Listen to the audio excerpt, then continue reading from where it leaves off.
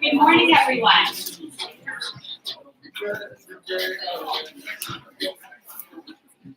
is everyone this morning?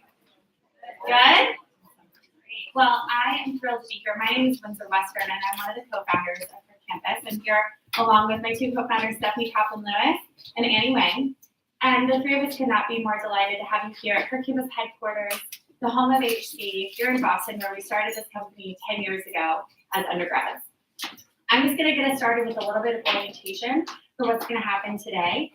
This is College Marketing Summit. So you want to think of it as class or a lecture. We are your professors up here. You are all students. As I said earlier, there is no need to get a hall pass. If you need to go to the restroom, just get up politely and find your way. Both of our restrooms are a non-gendered, so whichever one you choose. We have a cat restroom and a dog restroom. Also, if you want to get more snacks, more coffee will be refilled throughout the morning. A lot of our snacks are from Flour Bakery this morning. We also have Red Bull to keep you energized. I know sitting for 3 hours can get pretty exhausting, so we've got Red Bull to keep you amped up. Today, we have a really exciting day of programming planned for you. From 9:25 to 9:45, we're going to hear some original data and insights released this morning for the first time on the 2019 College Woman. It's going to be Stephanie, who's our CEO and editor-in-chief, who's going to be releasing that data for you all. Following that, we're going to hear it from her. We're going to have a sit-down with real college women. We have 4 college women who are all juniors or seniors in college, and they're going to share some really fascinating insights with all of you. Following that, it's going to be straight from the source. We have a panel of influencers, Gen Z millennial influencers, who are going to share some great insights with you from 10:30 to 11:15. After that, we have a brand panel of some of the great brands that we've worked with who are going to share their winning strategies. We have brands of Dunkin', Ulta Beauty, and Monster here to speak with you from 11:15 to 11:45. We're going to wrap that up with 15 minutes on the Her Campus Media Solution. And then starting at 12, if you want to hang around, we are going to have breakout sessions in some of the conference rooms in the hallway. So just to get you oriented, I hope you all got your notebooks this morning. You all have your binders to get you ready for class. So these are yours to keep. You also have a pen. So now officially, Her Campus is all of your girl gangs, even the gentlemen, and your honorary members of our girl gang this morning. We have some great data in here, followed by our media kit. There is a place for you to take notes, and then we have some case studies from winning campaigns in the back of these notebooks. I also hope that you all got your gift bags. We have some fun treats in here, including a copy of the Her Campus Guide to College Life. I don't know if any of you are still in college. Maybe you could refresh yourself or give it to someone who's in college that you know. We have some Red Bull drinks in here, a chart palette, and some other fun swag, including a Katy Perry fragrance. So hope that you all enjoy these gifts. Keep them or give them to someone you know and love. Without further ado, I'm excited to introduce Stephanie Kaplan, our CEO and editor-in-chief, to talk through the 2019 College Woman. And welcome again to the 2019 College Marketing Summit.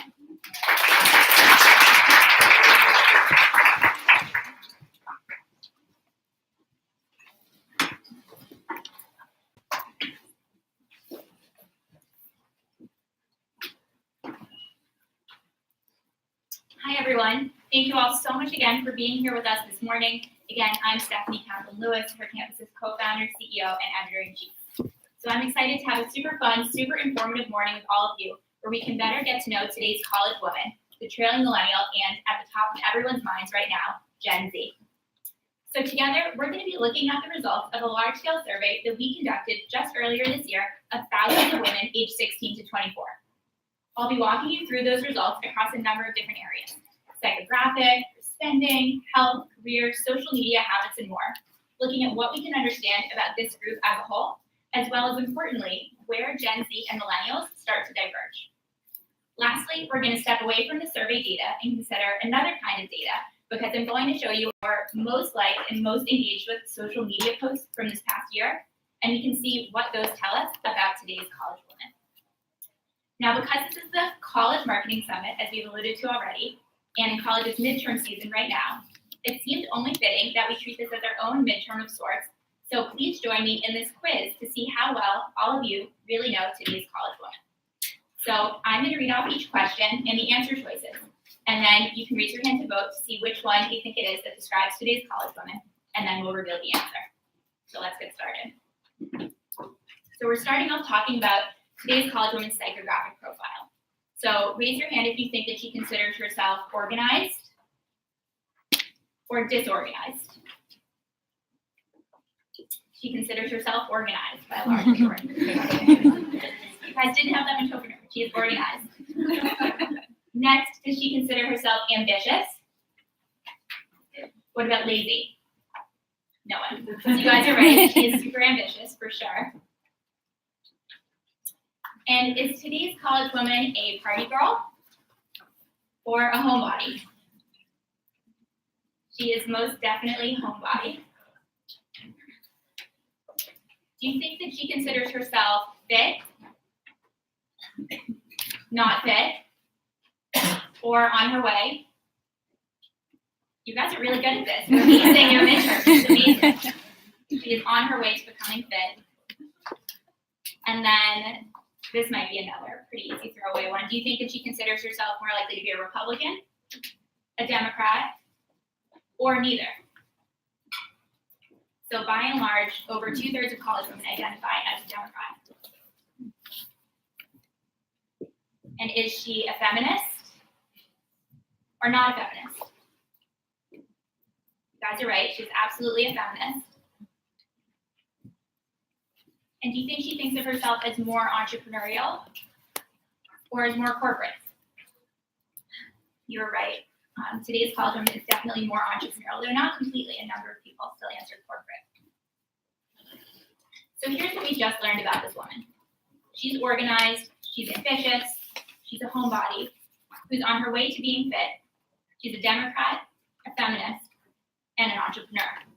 So this is the psychographic profile that, as we just saw when we revealed the answers, was pretty consistent across this demographic, and a lot of you guessed that it would be.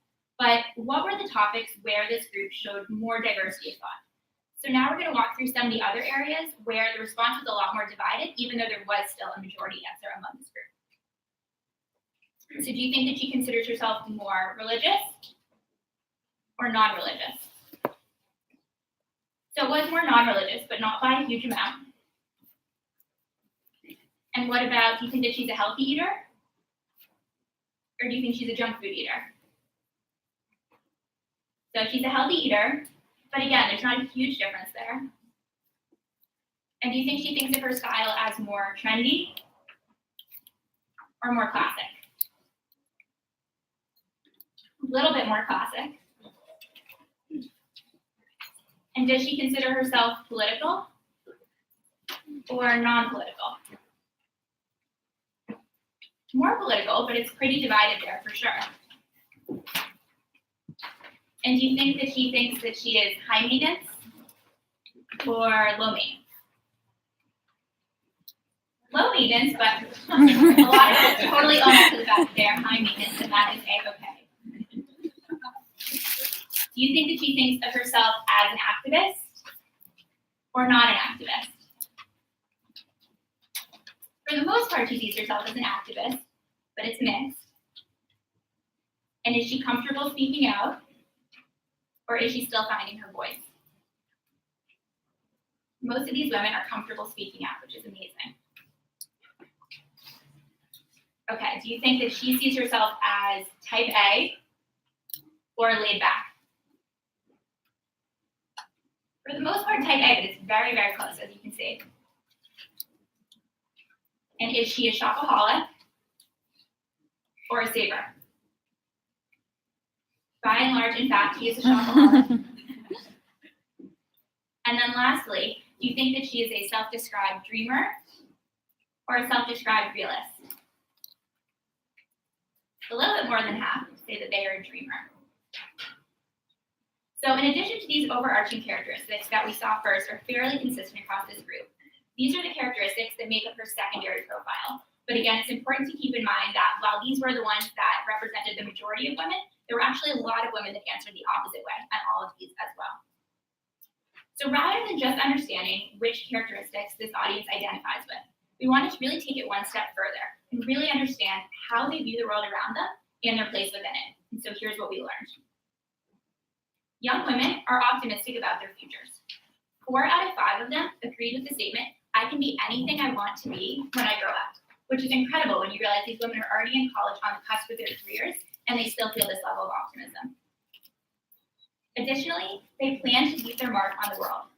4 out of 5 college women agree with the statement, "I hope to change the world one day," which is really just incredible when you think about that. They care deeply about feeling fulfilled at work. Over 98% agree with the statement, "It's important to me to have a career I'm passionate about." And while this might seem like a force, it's important to realize that even just a generation ago, this wasn't necessarily the prevailing attitude when it came to work. But today's college women aren't just idealistic, activist dreamers, even though they might identify with all of those words. These women also recognize that money is power.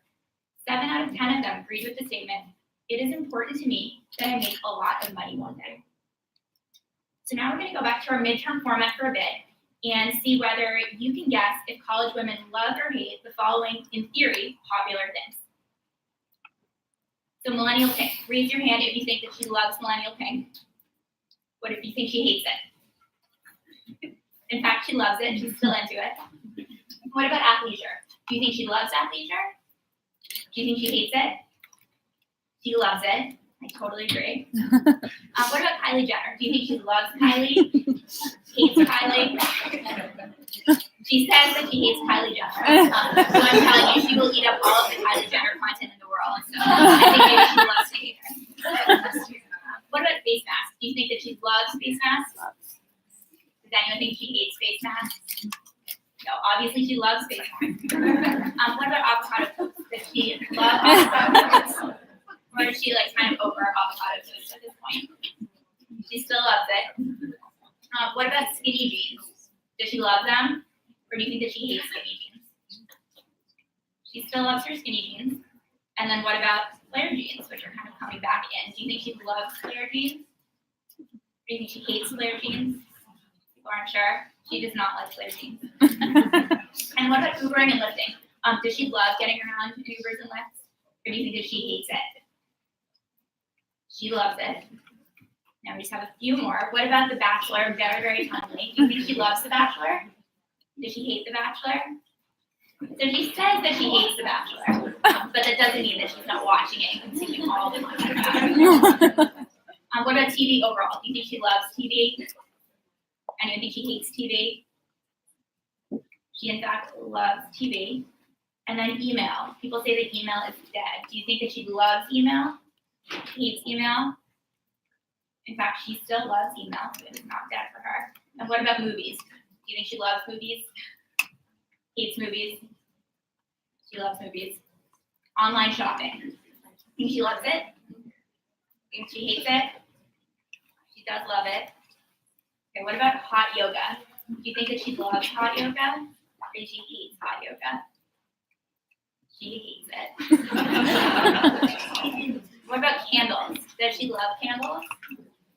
Does she hate candles? She loves them, even if they're not allowed in Jordan. And then lastly, what do you think about online quizzes? Does she love to take online quizzes? Or does she hate online quizzes at this point? She still loves them.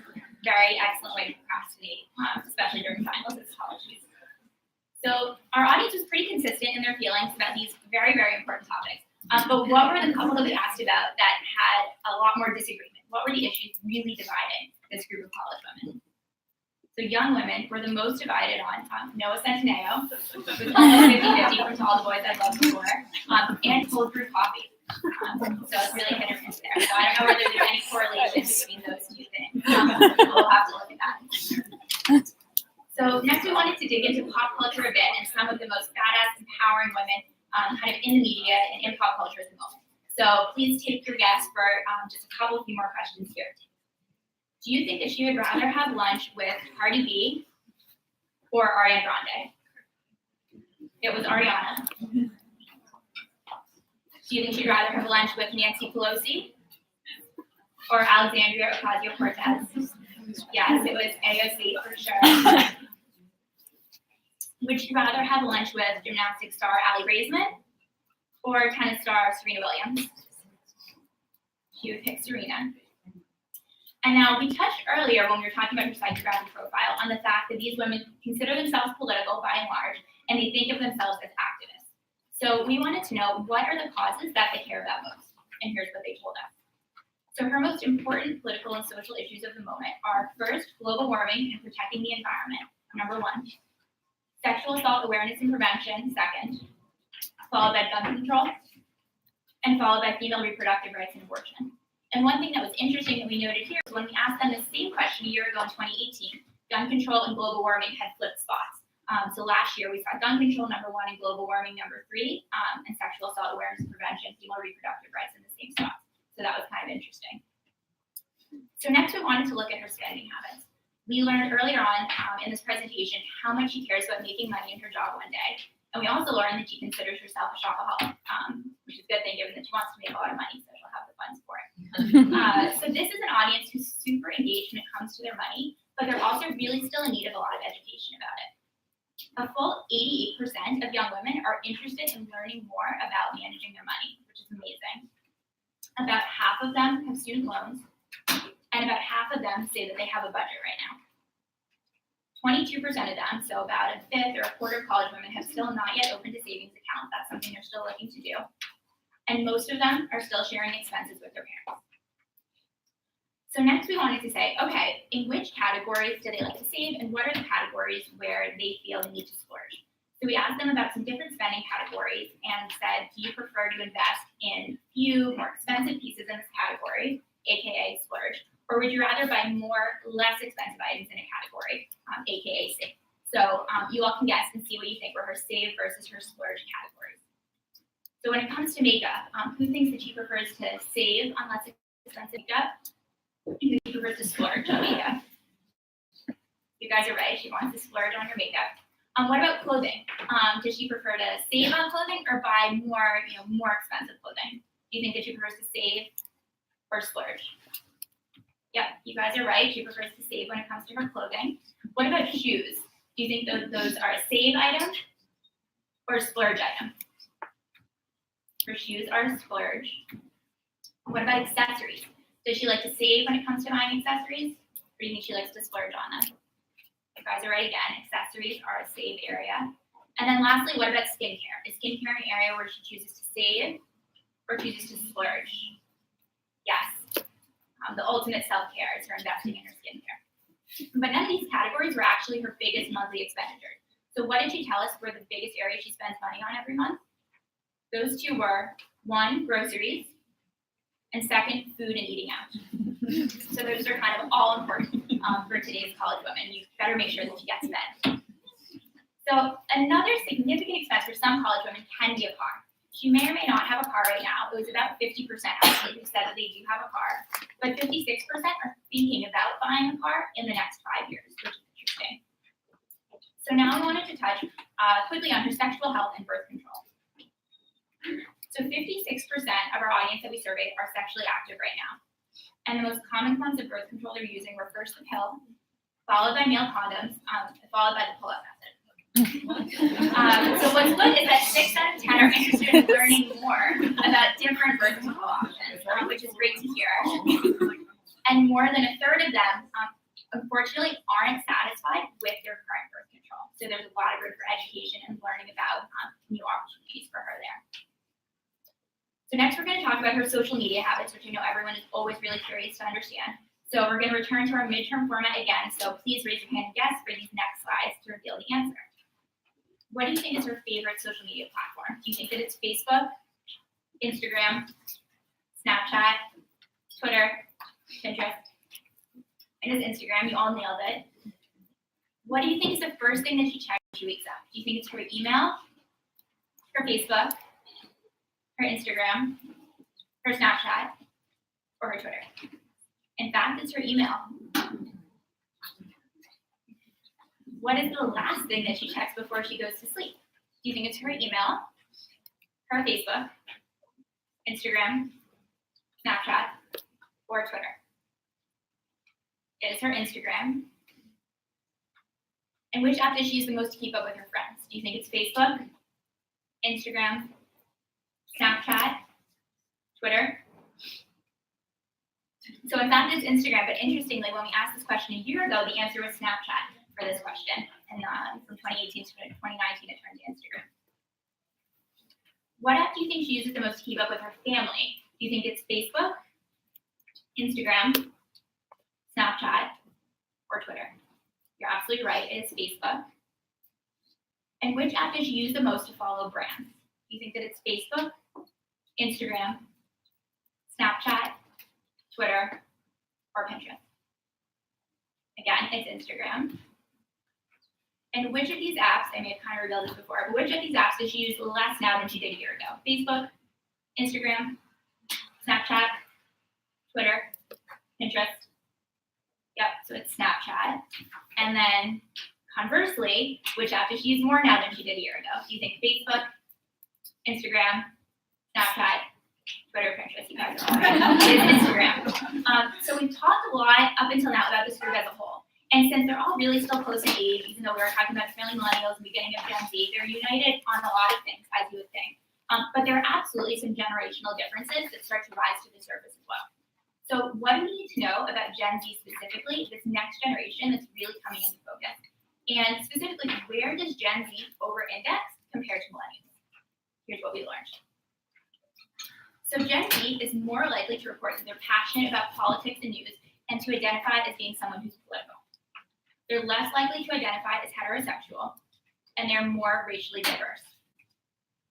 Also, over 50% of Gen Z strongly agree with the statement, "I hope to change the world one day," which is over-indexed relative to millennials on that answer. She's more likely to see herself running for political office one day, and she cares more about racial equality. So how does this self-image that Gen Z has actually translate to Gen Z's behavior? Gen Z, who are more money savvy than previous generations, are getting their first credit card and their savings account sooner than millennials did. They're getting their cell phone and their laptop earlier, but they're selecting their method of birth control later. She's more likely to have had an internship in high school, and she's more likely to have gone on a trip in high school without her parents, meaning Gen Z are already decision makers when it comes to career and travel in a way that millennials weren't. So what do millennials love more than Gen Z? This one is less serious and it was more fun, as we noticed a couple things throughout the survey where millennials actually over-indexed relative to Gen Z, even though it was kind of surprising. The first was rosé. Millennials are a lot more into rosé than Gen Z, so I don't know what the next rosé is, but we're going to find out soon.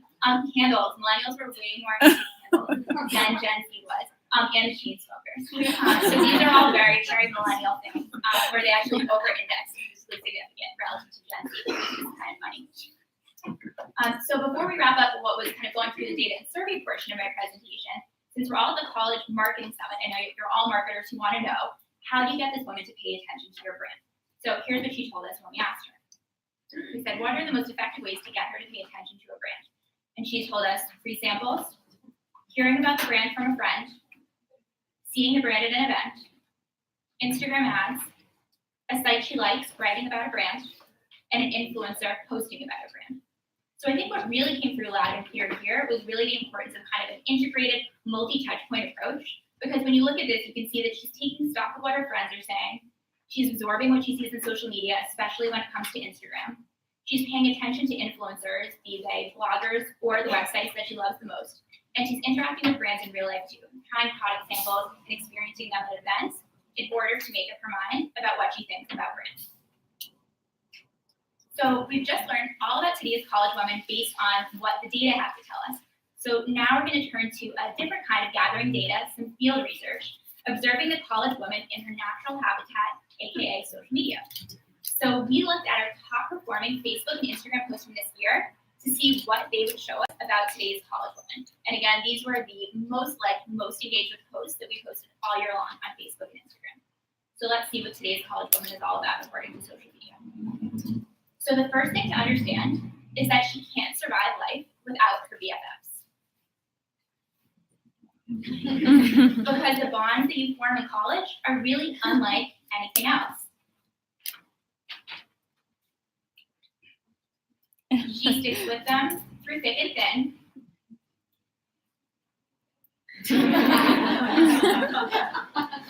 And she protects them from making bad relationship decisions.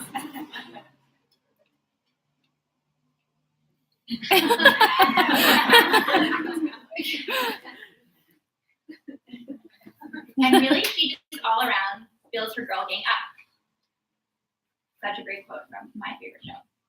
So while we're on the topic of dating, though she wants a relationship, for the time being, the dating scene kind of sucks, and she's okay laughing about that.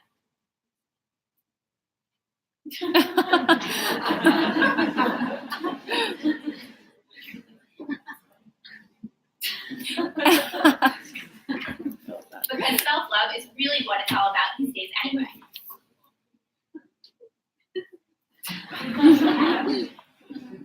And she's got the self-confidence to prove it.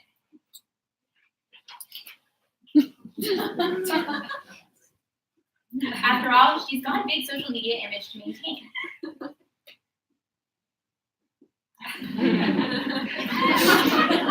And though she's growing up and she's excited about her future, she also misses being a kid and is nostalgic for some of her fave childhood memories.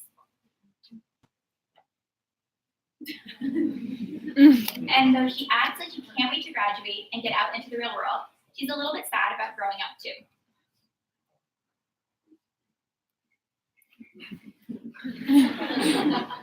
School is important, but so is food.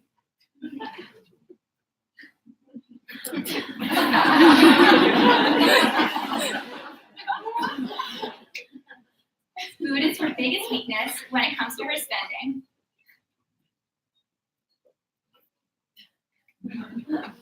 And she fantasizes about curling up in her dorm room with one of these.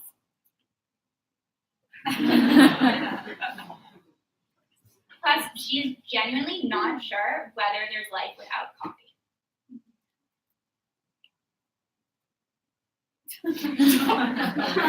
Oh my God. She's super ambitious with big hopes and dreams, but she's not totally sure how to get there.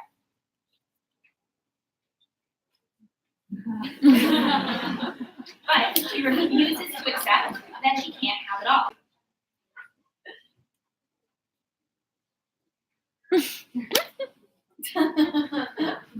Because she's super inspired to do literally everything.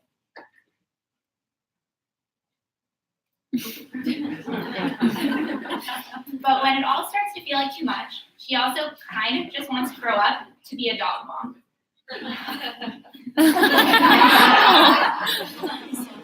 Or a cool vine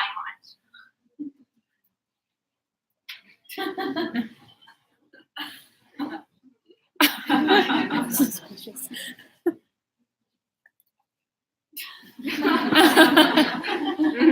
But at the end of the day, whether she's applying for internships or applying a face mask, or let's be real, probably both at the same time, first and foremost, today's college woman is all about the girl power.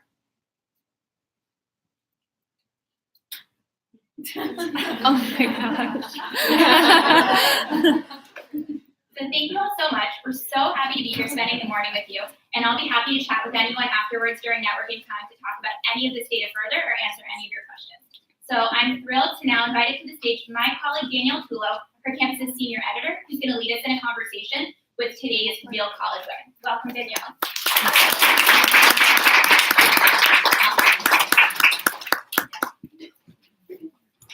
Hi everyone, I'm Danielle Tulo, senior editor at her campus. Today we're going to invite 4 local college women to get all the insights on current trends, spending habits, and brand preferences. Amazing panelists, want to come on up? Yeah, so wherever.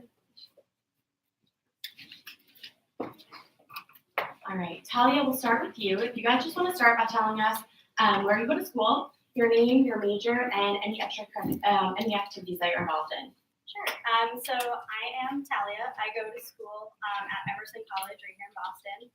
I am a writing, literature, and publishing major with a minor in marketing, and some extracurriculars that I'm involved in.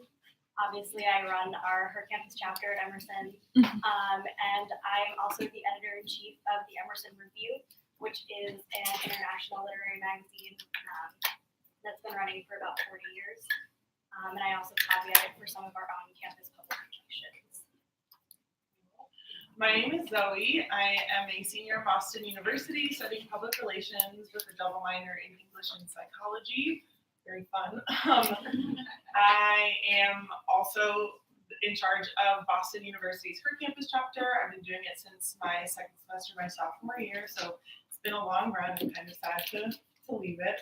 But I'm also really involved in our school's community service center. I love doing community service and I love social justice. So it's kind of the stuff that I'm interested in. Jeez Louise. Hi, my name is Vanessa. I'm a sophomore at Emerson College. I'm a marketing major. And as far as things I'm involved with on campus, I'm in a sorority, a local sorority, Sigma Phi Theta. And I do a lot of philanthropy work through and with them. I'm Haley. I'm Haley. I'm a senior at Simmons University, right down the street. I major in public relations and marketing communications with a minor in entrepreneurship and extracurriculars. I actually just got a job here, so I started working here full time. So I started working here full time, and I'm still a full time student until May. So that's a fun time. Awesome. Wow, you guys are very busy, so thank you for being here. So we want to hear a little about 2 brands that you're fiercely loyal to and why. Okay. Yeah. Yeah, we can go down the line. Sure. So I think in terms of like being fiercely loyal to a brand, I'm not someone who necessarily is fiercely loyal to any particular brand. I think if I had to name one, Apple would be the biggest one that comes to mind. I have a Mac, an iPhone, everything having to do with Apple. But other than that, I think that a lot of the brands that I find myself gravitating towards happen to be brands that I grew up with. So if I'm familiar with the brand from, like what my mom would buy or what I would have at my friends' houses, that's usually what I tend to gravitate towards when I'm making that purchase decision. Yeah, I haven't really had time figuring out kind of what brands I'm loyal to because there are so many brands that I use in my daily life, like definitely Apple, and that's something that I don't really think about very often. But I think my main 2, one is ColourPop Cosmetics, very affordable, fun makeup, so it's nice for like a college student and you need cool, fun makeup that's trendy, but you don't want to spend a ton of money on it. And then I'd also have to say Trader Joe's. I think that's like college women spend most of their money on groceries, so to have a place where you can buy affordable groceries that are fun and you know that you're not going to buy something that you don't like, I think that's really important because I think something that's really difficult is as a college student is buying something and then realizing that you like wasted your money on it and then having to kind of go back to square one and try something else. I definitely think one of the big brands that I'm most loyal to is Spotify. I can't imagine my life without my Spotify premium account. Like, what did I do before that? I don't know. But also definitely Trader Joe's. Seriously, it's the only place I go for groceries because everything's $2.99, and when it's $2.99, you're like, I have to buy this. But yeah, for sure, especially since I've moved off campus and I'm doing like all my own cooking and grocery shopping. It's very helpful because they have a lot of pre-made stuff too. So they're probably like a brand I'm very loyal to as well. So my first one is Apple. Much like you guys, I have an iPhone, an Apple Watch, an iPad, and a MacBook, and they're all connected, and I can't imagine buying anything but Apple because it would kind of break that cycle of them all being connected, and I love that. And my other one would be Blush, actually. So like you were saying earlier, self-care is huge for millennials and Gen Z, and I love just like getting a bath bomb and going home and doing some self-care. And then obviously like what the company stands for too is great. Like they're big into like activism and standing up for causes, which is nice. So when you first got to college, what were some of the purchasing decisions you started to make on your own for the first time, and how did you get to make those decisions? I think when I first got to school, I wasn't really sure what I should be buying or when I should be buying it. The way Emerson's dorm life is structured, if you live in a suite, we don't have communal bathrooms, so we all have our own bathroom, and you have to like clean said bathroom on your own. No one else to do it for you. So I think a lot of the purchase decisions I started making right away were like cleaning products, like toilet paper, all of that. So I think that was kind of the biggest thing that I started buying right away, along with like food because I didn't like the on-campus food. So I think I gravitated towards products that I knew that were in my house or that I had, heard on like TV or I was familiar with in some way.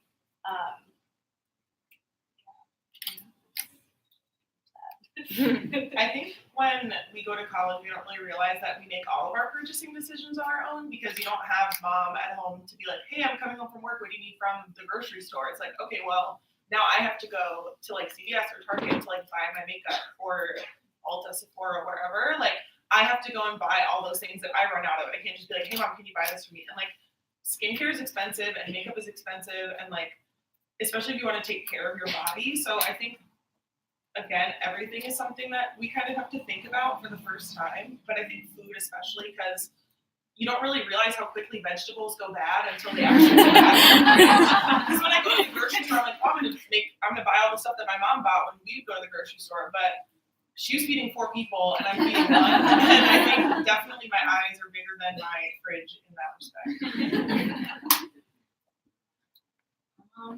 I definitely have to agree with everything that is already said. I think laundry is a big thing, especially with like brands specifically and brand loyalty. Like I've never bought any other detergent besides Tide because it's what my mom uses, and it's like I know like it doesn't make my skin break out because I've heard like horror stories of people who like buy the cheap detergent and then they break out into like a rash. So I definitely think as far as decision making with certain products, there's a lot of loyalty because it's what you know and what you're comfortable with. But yeah, everything is a decision. And I feel like, at least me personally, like I grew up not having a microwave. So when I got to college, I never used my microwave for anything because I had just grown so accustomed to it. And all my friends were like, why don't you make ramen in the fridge? And I was like, not in the fridge, geez, in the microwave. And so I just never understood that concept because I wasn't used to using microwaves. And still now when I have my own apartment, like the microwave is the thing I use the least. And so it's just about like not only making purchasing decisions, but knowing the decisions you're going to make based on just your life experience in general. Yeah, so I definitely agree. I think food is a big one for me. I go to school like right in this neighborhood, and we have like the best fast casual restaurants here, like Chipotle, Tasty Burger, etc. So getting to school, like I definitely second what Talia said about the dining halls aren't great, and so one of the biggest things for me freshman year was knowing when to eat out and when to save money and stay in.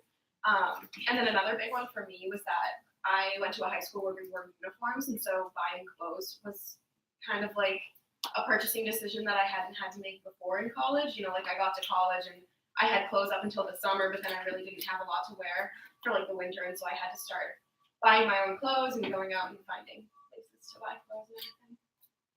So what would you say that are some categories that you don't have brand that you're loyal to yet, and why haven't you found a brand to be loyal to yet? Do you want to start?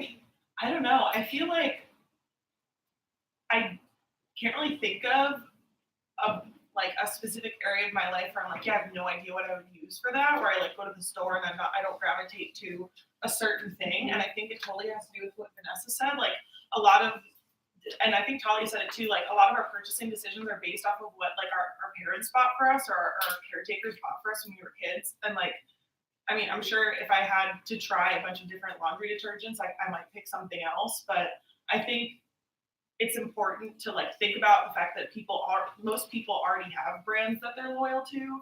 I guess maybe like a car brand because I don't use a car. I mean, otherwise I can't really think of anything that I don't have like a specific brand that you say like, oh, what do you use for this? And be like, oh, this brand.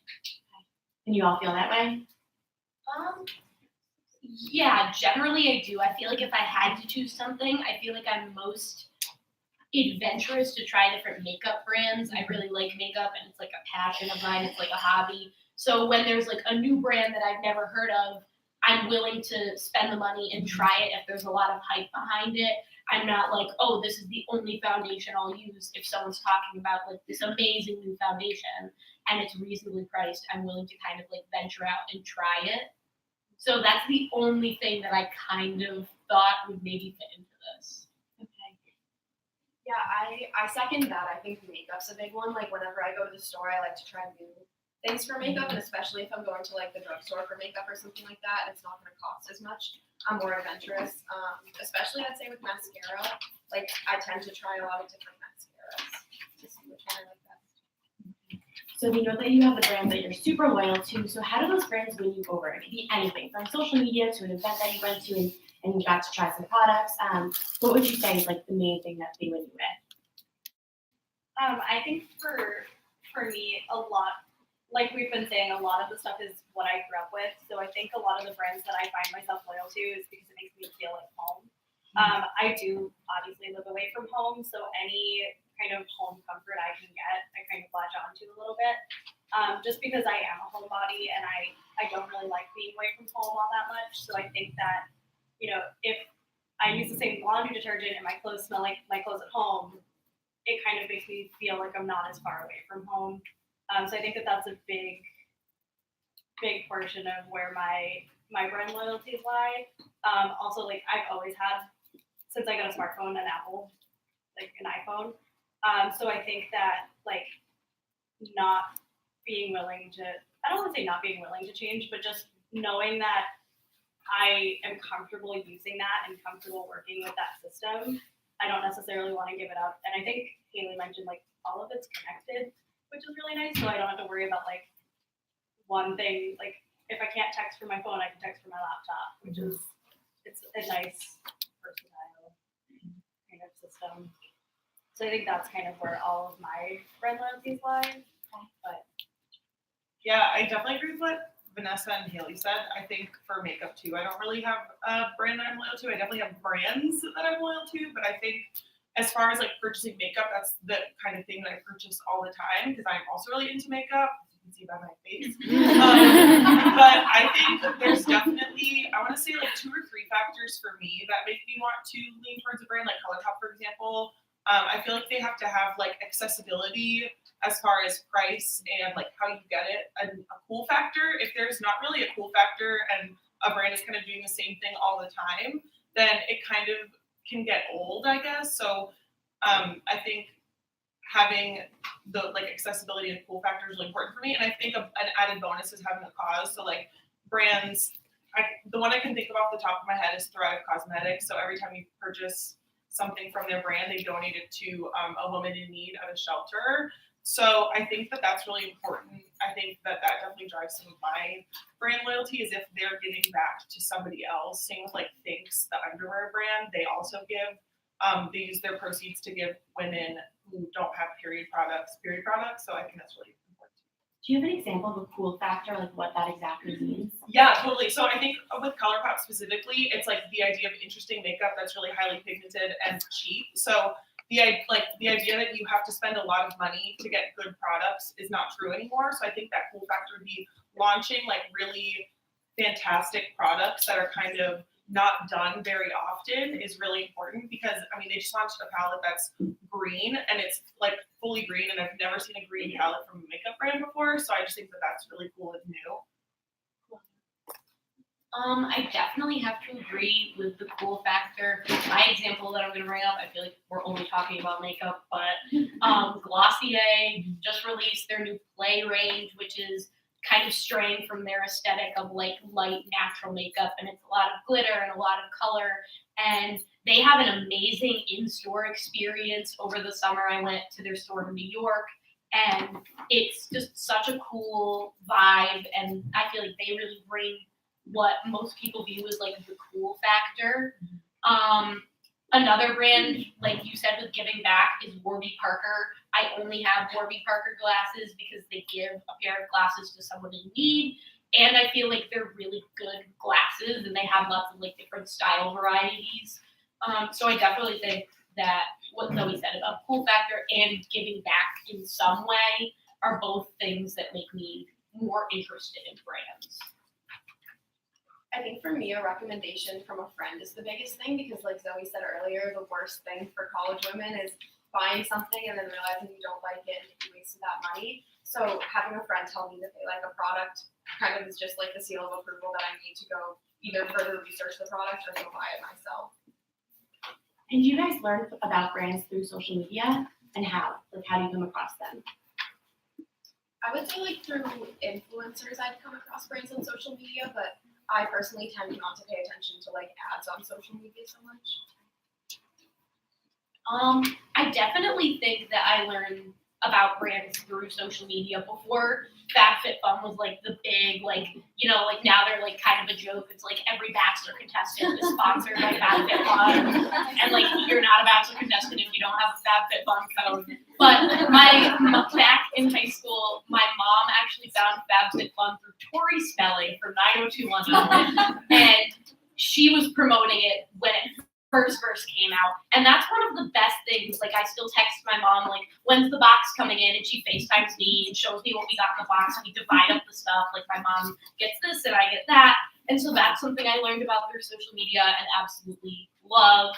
But I think it's just kind of deciding. I feel like a lot of sponsored posts by influencers are kind of repetitive and the same thing, like care of vitamins. Like they may be great, but every influencer has a care of code. And it gets a little too repetitive at one point where you're like, you don't know if it's that, if so many people are promoting it, is it that good of a product? Yeah, I think I agree. I feel like also when a lot of influencers are repping a product, it means that the company had a lot of money to begin with, and I'm always really skeptical because I already have a ton of money, because then I'm like, oh, well, where did you come from? Because like we're coming from the ground up, so I want like a very grounded brand that kind of grew from nothing. Like that story is really interesting to me. I feel like personally, I don't find brands on social media. I have brands that I like, and then I follow them on social media, and they make me a more loyal customer that way. But also at the same time, I have recently found that I'm a sucker for Instagram ads. I'm a PR major, and I literally took a class about like PR like not advertising, but the way that PR companies advertise. And I like through doing that, I realized kind of my tendencies to click on an Instagram ad, and because they're literally tailored to what you say when you're near your phone, it gets really bad because I'm like, well, I just talked about that, or my friend just told me about that, and I click on it, and I'm like, oh, I'm giving this company my money because I'm clicking on their ad. But I mean, I think that's something that like you do kind of mindlessly when you're like scrolling through stories and stuff. Yeah, I think I definitely agree with that. I tend to stray away from influencers just because I feel like if they're promoting a product, it was probably paid for. And I just like I don't have enough trust, I guess, in influencers to say like, oh, they love this product genuinely, versus like, oh, the company asked them to promote this product. But I do find that Instagram ads always catch me because I never know when I'm looking at an ad. I don't know why that is. Maybe it's because I follow a lot of companies. But yeah, the companies I do follow definitely make me a more loyal customer. I also like use that to kind of learn about like events that they're putting on. I follow a lot of bookstores because I'm a literature major, so I do love bookstores. But like I find out about like book signings that are happening, and like a lot of times there's products at those book signings, and I find that because they're at an event that I'm interested in, I will engage more with that company because I feel like that company aligns more with my values and what I like. And I don't necessarily like supporting companies that don't align with my values. So speaking of influencers, do you follow them? What do you look for in their account, what they're posting, and why do you like to follow certain ones? I mean, I personally don't follow a lot of influencers, again, just because I don't find that, for me, I don't feel like it's a trustworthy way to get information. If I see something like put on by an influencer, like I will go and research it, and if it's something that I'm interested in, then I'll pursue it further. But I won't take like an influencer's word for what product I should buy. Mostly because I think that, again, most of them are sponsored if they're promoting something, and I don't feel like it's super genuine all the time, and I can't, like, I'm not well versed enough to know the difference between a genuine I love this and the company told me to promote this product, so here it is. So I tend to stray away from it, but I think that there are definitely some really great influencers out there. I don't happen to follow them. But if I do see one like promoted in an article I'm reading, I'll go and see kind of what they have to say about the product, and then I'll go read some other reviews and do some more research into a product. Yeah, I totally agree. I kind of make it a rule for myself not to follow influencers and celebrities on social media because it kind of gives me unrealistic expectations about how I'm supposed to exist on this planet. So I kind of I feel like if I'm interested enough in a celebrity, I'll search them up on Instagram and look through their feed, their last couple posts, and if then that's kind of when they deserve my time or whatever. But because they have a lot of people following them. Same with influencers. I feel like the only people I guess you could call influencers that I follow are 3 beauty gurus from YouTube that I watched for a really long time who specifically say that they don't take paid advertisers, because I feel like if you're paying an influencer, you might as well just put out an ad. But I know that there's a disconnect between what Gen Z wants and what I want. So there's definitely benefits to both. But I feel like personally, I want to know that people might be getting products for free from companies, but I want to know that they chose from all of their PR boxes, what they thought were the best or what they thought were interesting enough to try out. And then once I've built this trust with these people who I guess could be called influencers but aren't paid for advertising, that I can trust what they talk about, because they literally talk about how brands will stop sending the product when they're too honest about it, which I don't necessarily agree with. But I think the honesty is really important for me. So then I know also if a brand decides to stop giving someone product because they got a negative review, then I probably don't want to spend money at that brand either. I think I'm going to change it up. I definitely follow a ton of influencers and celebrities. But I feel like personally it's less about them recommending products and more about specific styles and aesthetics. I'll follow one specific influencer because I like that she has a more bohemian aesthetic, and when I'm going somewhere to the beach or somewhere fun in the summer and I'm like, ooh, I need to think of a really cute outfit, I'll look her up because I know that she has the content that's kind of curated to what I'm looking for. I kind of think I've merged Pinterest onto Instagram, where it's I use influencers as kind of their own Pinterest boards to think of content for myself. Over Christmas break, I went to Disney, so I followed a bunch of influencers who live in Florida and go to Disney all the time to look at what they posted at Disney, so I could post stuff at Disney. Yeah, I'm a lot, I'm extra, but it's okay. But I'm also very loyal to other influencers, a lot of smaller influencers. I'm trying to think of names off the top of my head, but Lena Daniels, who's in the Influencer Collective, she just made it to 3,000 followers, and it was she made it a part of her Instagram story and made us all feel like we helped her contribute to that. And she has a lot of very honest and real content. But yeah, when I look for influencers that I'm actually going to trust their opinion on, I'm not looking for these major influencers. I'm looking for people who, to me, seem very real and honest and genuine and remind me of me, and people who I feel put a lot of work and effort into the content they're producing, because I feel plenty of influencers kind of just slap things together because it's a sponsored post or because whatever, but it shows when you put in the effort and work into your content. Yeah, I totally agree with that. I follow a few influencers, but I usually try to keep it pretty minimal because Zoe said the unrealistic image and all of that. I like to try to follow influencers, like you said, that are really genuine and honest.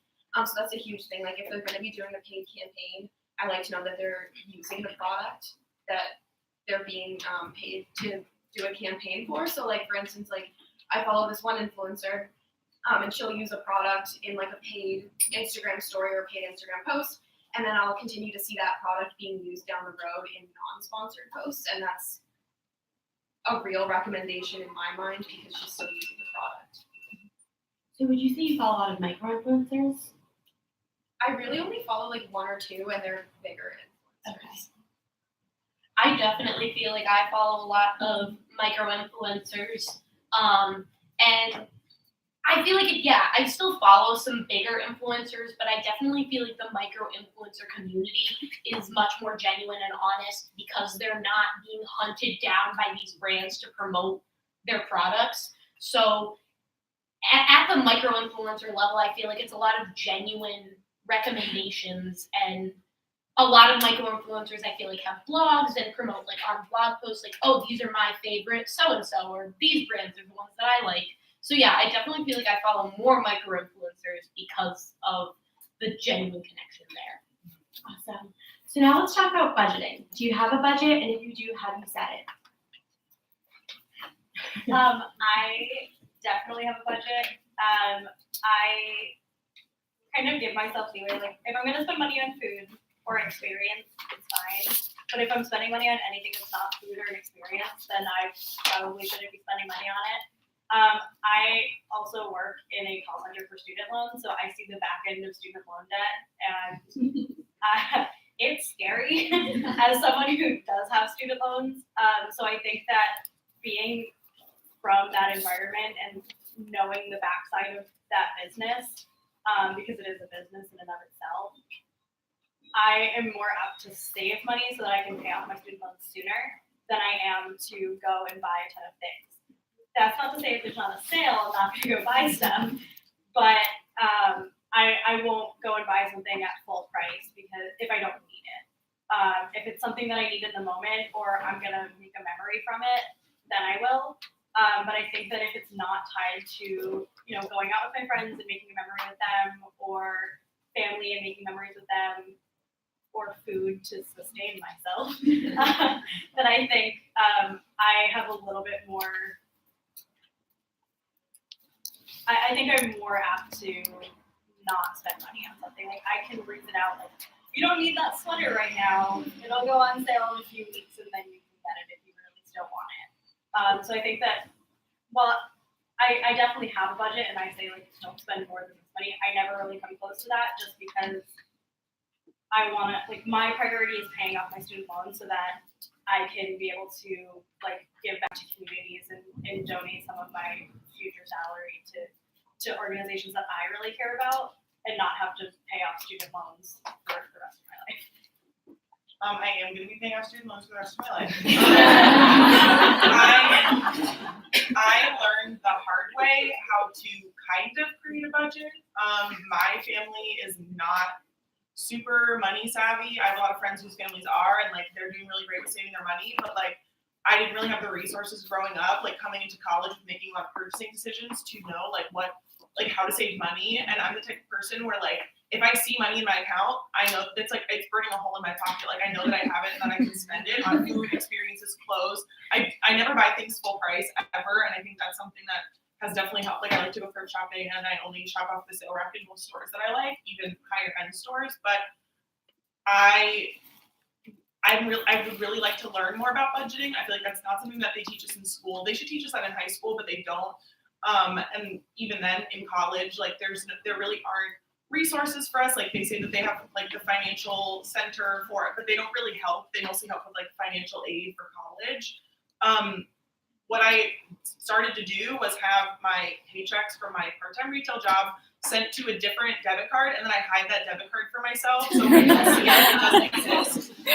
So then like half of my paychecks go to that, and then whatever I have deposited in like the debit card that I can see and that I can get into, I paid off my credit card debt with half of it, and then the other half I can use until I get paid next. So it's kind of a very like, I would say like caveman way to like, save money. But even then, I don't have a lot of money in that like other debit card because I use it for like big trips. Like when I went abroad, I used all of the money that I had saved. So I'm kind of back at square one when I graduate. So then that kind of also is kind of forcing me to move back home after I graduate because I don't have enough money to like make that down payment on an apartment. So it just kind of affects you in the long term, and I'd be really interested to know like how to change that. So if anyone does that, I definitely think I just as a person love to buy things at the cheapest price I possibly can, especially with clothes.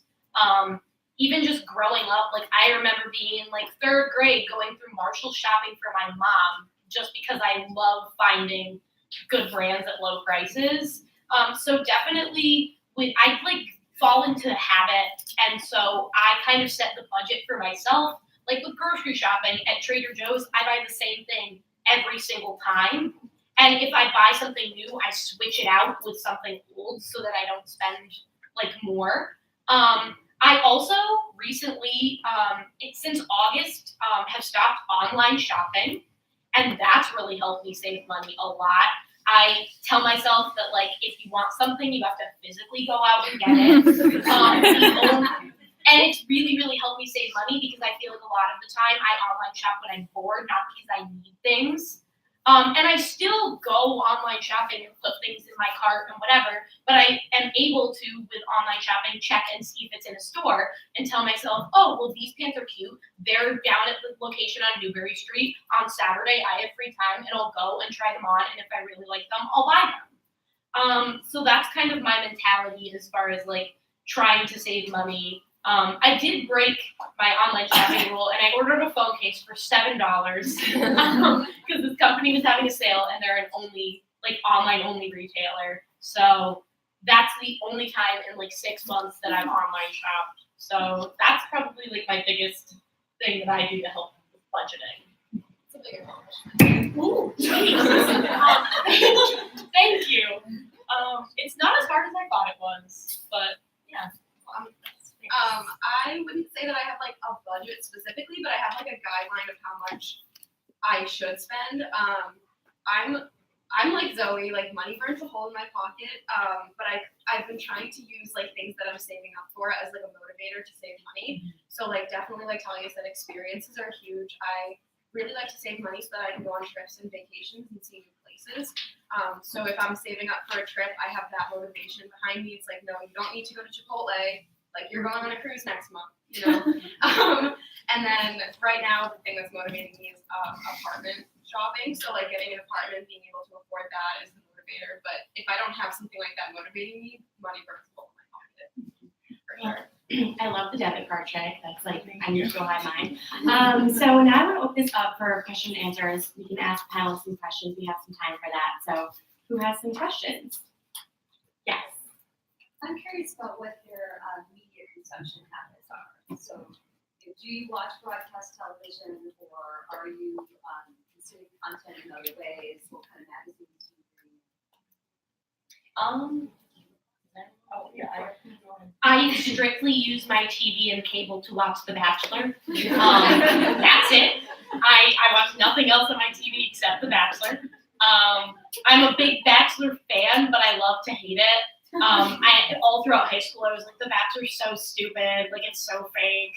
And then right before I went to college, my mom was like, it's on, let's just watch it. Like there's nothing else on. And we got addicted, and I love to make fun of absolutely everyone on that show. So much so that when I did my Her Campus internship, I did a Bachelor segment on Instagram. But I feel like a lot of people are consuming way more YouTube content than they used to. Especially YouTube videos are becoming way longer. I mean, I watch videos like 30, 40 minutes long that are just as long as like a show on TV. So I think that's definitely a more acceptable form of content. As far as print goes, I was a subscriber to the New Yorker all throughout high school, and I have a stack about as tall as me of New Yorker magazines. And I also get Cosmo whenever there's someone I really like on the cover. But yeah, that's probably like all the different forms. Sorry, I can't see behind the pole, but hello. I typically only use streaming services. I do have a TV, and Boston University gives us free cable. So I only really use that like if there's somebody on SNL that I really want to see, or like watch RuPaul's Drag Race. Because I don't want to I can't look at the spoilers on Twitter. Like I want to know like when it happens. But otherwise, I just hook up my computer to my HDMI cable, and I use like Netflix and Hulu, predominantly Netflix. I just tricked my dad into getting me a Hulu account. So, but I think I'm definitely also consuming more YouTube content. A lot of like the beauty gurus that I like are making videos that are 35, 40 minutes long. So if I'm like needing some like mindless sound in the background, like I just kind of will throw one of those on. And like there's even like YouTube Red. I don't pay for that because I pay for Netflix, but I think definitely streaming services. I don't really buy magazines anymore. I bought when Glamour in the UK rebranded themselves when I lived in London, I bought one of those just because it was a really cool concept. But I feel like because I'm spending so much money on necessities, I don't have the money to spend on magazines. If I do buy a magazine, I usually buy Frankie or Flo. Those are two, I think they're both Australian, or one's from New Zealand or something. They're very artistic, and they only come out 4 times a year. So I feel like I feel more comfortable splurging on like a $25 magazine because they have pullouts and posters and stickers and workbooks and stuff. So they're more interactive, and I feel like I benefit more from interactive content rather than flipping through a magazine where I see kind of the same thing all the time. Yeah, I mean, I totally agree with that. I have a Roku, so I watch like Netflix and Hulu. I definitely could live without cable. I probably won't get it when I move into my apartment. When it comes to like news and consuming news media, I get CNN news blasts to my phone, and I'll typically read the notification itself, so like the headline and like 2 little sentences about it, but I rarely open up the app and actually read the story on that, and then I don't buy magazines. Any other questions? Yes, back there, and yes. Hi guys, I have a question. So if you're not loyal to a brand, for example, if you go to the store and you're looking for sparkling water, except you don't know, like you don't really care which one you choose, how much does packaging matter? Will you buy something based off of how it looks, or like the color of the can? I don't work for sparkling water. Specific question. I think, yeah, people say, like, don't judge a book by its cover, but I always judge books by its cover. Oh, is this, like, cute packaging? I'm into it. Like, Kristen Bell and Dax Shepard just made a really affordable brand for, like, babies at Walmart. And not only is it, like, really affordable and, like, really natural and really good for children, but, like, the packaging is really cute. Same with, like, I don't know if anyone's familiar with Brandless, but like, their packaging is really minimal and cool. Target just came out with a bunch of new like perfume brands that all have really great packaging, and I definitely chose the ones that I wanted to smell first based on the way the packaging looks. So I think that I think it's like, I hate to say that I judge books by their covers, but I definitely find myself. I totally agree with that for sure. Target perfume is so underrated, and the packaging is absolutely beautiful. But yeah, I definitely think it depends. I feel like price and packaging are kind of like a 50-50. If there's one for 99 cents, but the packaging is ugly and I'm just thirsty and don't want to spend the money, like I'll just get the 99-cent one. But if there's one that's like not that much more and the packaging is like more high quality, I'll probably consider it, yeah. Awesome. And we're wrapping up time, so I just want to get in as many questions as possible. Yes, up front. One thing I'm conscious of is that you guys all go to school in a big city. So I don't know if you have friends that maybe go to smaller colleges in the suburbs or liberal arts colleges, stuff like that. But if you do, can you speak a little bit about how maybe their preferences might differ slightly from yours, if at all? Yeah, I have, so I'm from Rhode Island. A lot of my friends go to URI, which is a big school, but it's kind of in the middle of nowhere. So I think that their buying habits are a little bit different because they buy everything on campus. So they don't leave their campus unless they're a commuting student. And I think that if you're in a secluded campus and you have the resources on campus, like you have cafes, you have a bookstore, you have all of those things where you would need to get like the basics for college living, then I don't think that you necessarily need to leave college campuses to get those things. And if they do, it's more like a local pizza place that they'll go to because it's right there.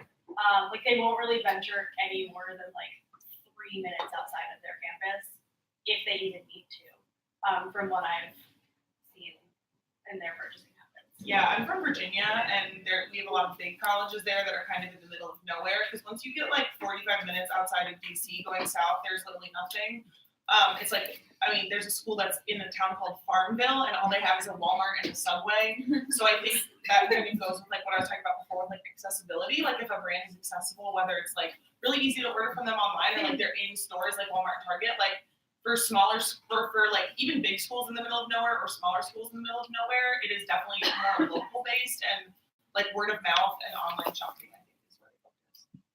My little sister goes to, my little sister goes to St. Anselm College, which is like in New Hampshire, and she was a big shopaholic before going to college and like spent a lot of time in the mall, and so I was kind of wondering like how her habits would change when she went off to college, you know, with no car.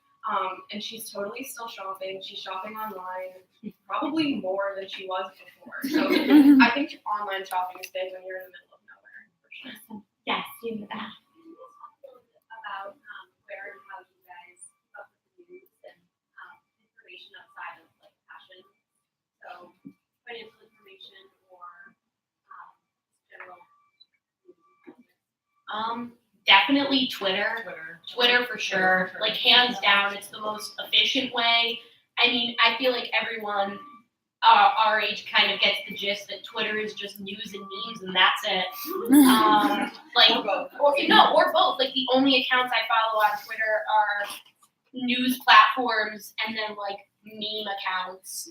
I don't really follow celebrities on Twitter or anything like that. So I definitely get a majority of my news from Twitter. And then if I'm more interested to read more, they usually link an article in their tweet. So it's still accessible. Like if you want to educate yourself more on a topic, you can still read about it. But if you want the condensed version, the tweet is there. Yeah, totally. Twitter, I think what Haley said about News Blast from the news app on our iPhones are great. I think also I like that a lot of news like companies go Facebook Live. So like I watched the entire Kavanaugh hearing because I had homework to do and I just put it on in the background and I like wanted to slit my throat the whole time. But like I just liked the ability to have those things in the background. Like I watched the whole Mark Zuckerberg hearing. Like I like that I don't have to have a TV and I don't have to have like CNN or CNBC, all that stuff to be able to consume the news. So I think Twitter is a huge one, but I think for like consuming visual news content and like real-time news content, Facebook is really important too. So I have a question more on like the cause side. I know we went over what speaks to you most, but does it matter location-wise, you know, being in Boston, specific to Boston, or more of a national branded cause? For me, I don't think that it matters if it's in Boston. I know that there are definitely brands that are kind of nationwide that, because I've never left New England, because my family just wasn't a big travel family, I think that like there's a lot of brands that I don't know about and I wish I did. Because I think that a brand being like a national, well-known brand isn't necessarily a bad thing. And I know that there's definitely some options that might be focused in California that I literally have never heard of, that I might really enjoy. And I'm definitely open to like learning more about those companies, especially if they kind of align more with my values. And I will leave a company if they don't align with my values. So I think if like there are some companies where I don't know of any other options, I'll stay with that company because I've been buying their products for as long as I can remember. So I think when it comes to like learning about new companies, if there's a company that I feel is better for me and better for what I want to see happen to the world, I'll definitely switch. Like I am one of those people who definitely want to change the world one day. So I think that any way I can, I'm going to do it. Awesome. Thank you so much. So that's all we have for this. Actually, we have time for two more. Oh, we have time for two more. Oh, great news. Okay. Yeah. Great. So you guys shared a bit about your hobbies. What is a typical Saturday and Saturday night like for you guys? Going to work.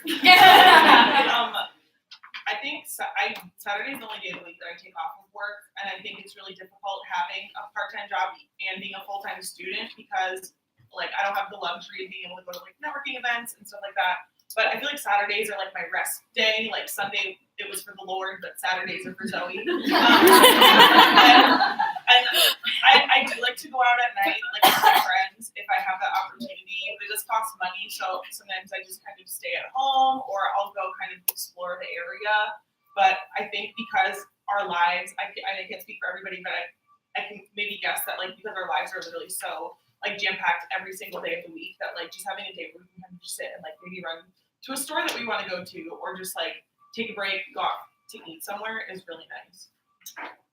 Yeah, to add to that, I definitely feel like I take the weekends. It's very different, depending on like what plans I have, but I always try to go to the gym or to take a workout class. I'm like aspiring to be my best self, and that's all about being fit and whatever. But I usually do some form of like gym or activity on Saturdays, and then it just depends. I really like exploring different neighborhoods. So sometimes on Saturdays I'll just pick a place and go and walk around. That's the best part of like going to school in a city is having options. I feel like a lot of people who go to more rural schools don't have options, and Saturday is just like getting ready for a party, like the entire Saturday, just like preparing for a party. But yeah, I feel also like out here, it's a lot of like you have to pay to go out, which is kind of a deterrent to go out in the first place. So Saturday nights, I'm usually like doing homework or reading a book, which is super lame, but it's what I do. Yeah, One more question. We have time for yes, right there. What's the number one app you guys can't live without? Instagram. But I want to like give a better answer than Instagram because I feel like it is Instagram. But if it's not Instagram, then it's Spotify. Because even when I'm like scrolling through my feed, like I'm bored, so I want to listen to music or podcasts. I love podcasts. So definitely Spotify, if not Instagram. My period app is my number one app because I'm not joking. These reminds me to take my birth control and to drink water every 2 hours. So every time it brings me to drink water, I drink whatever's left in my water bottle if I remember. And then also I can track my mood and how I'm feeling. So like I have a therapist. So like when like in discussing like how I'm doing, I can pinpoint exact days and times where I was feeling a certain way. So it's been really helpful in self-care, tracking how I'm feeling, tracking what I'm doing, and also reminding me to do things that are important, like take my medicine. I also really like this one app called Wonderlist. It's like a to-do list app. I've used it for years. You can create multiple to-do lists, you can share them with friends that are on the app. So I'll have like shared lists. When I was the president of my chapter of her campus, my co-president and I shared a list together where we had all of our like to-dos for the chapter and everything. I keep everything on there. I have my shopping list on there, my personal to-do list, my work to-do list. I find that really helpful. Yeah, I think for me, it's probably Twitter just because I like keeping up with like as much news as possible. Just because I am constantly on the go. I pull like 12-hour days every single day of the week. I'm on the go from 7 a.m. to 11 p.m. and I don't stop until Saturday, and then I don't move all day. So I think that Twitter is definitely something that like I can read Twitter on the T. I can read it while I'm walking to my next class. I can stay current on what's happening, and I can read only a sentence about it and then research it later when I have time. So I think that that's definitely the biggest app for me. I'm on Twitter constantly, not necessarily tweeting, but I'm definitely reading all the content coming across my feed. Awesome. Well, thank you so much. Thank you guys for taking out your day.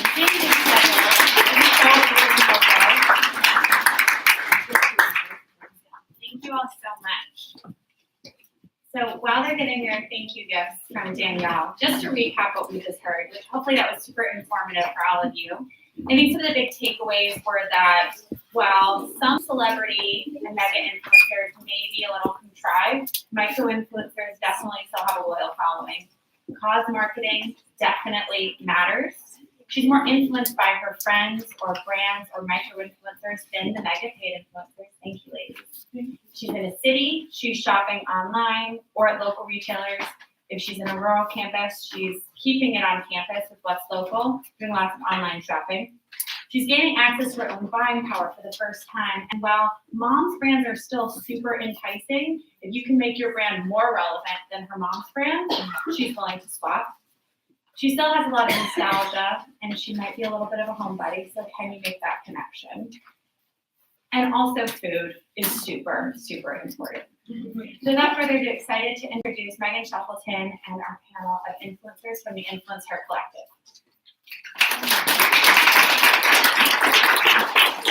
Hi everyone. Like Windsor said, I'm Megan Shuffleton and I'm the manager of our influencer marketing and community here at her campus. If you guys don't know, at her campus we have an exclusive network of over 4,000 micro influencers. And we offer some awesome campaigns with them. So today we'd like to invite up 4 of our local influencers from the Influencer Collective to share their experiences and insights on working with brands. So come on, ladies.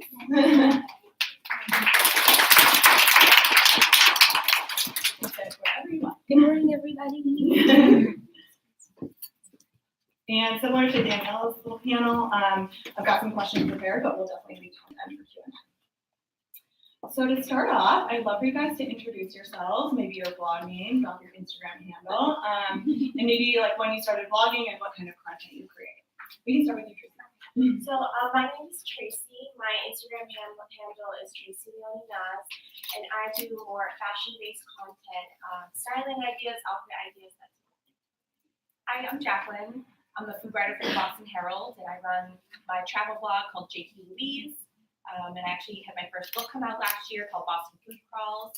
just moved out to Boston, and I'm excited to have the conversation today. Hi everyone, my name is Jazzy. I go by the JWay1 on Instagram. I'm a beauty influencer and content creator, and like you two, I'm excited to be here and have a real conversation about influencers and diversity. Hi, I'm Bianca. I have a fashion and lifestyle blog. It's at Bianca Blogs. I've been blogging since 2015, and I'm always looking to boost confidence in young women. That's been my platform since I started.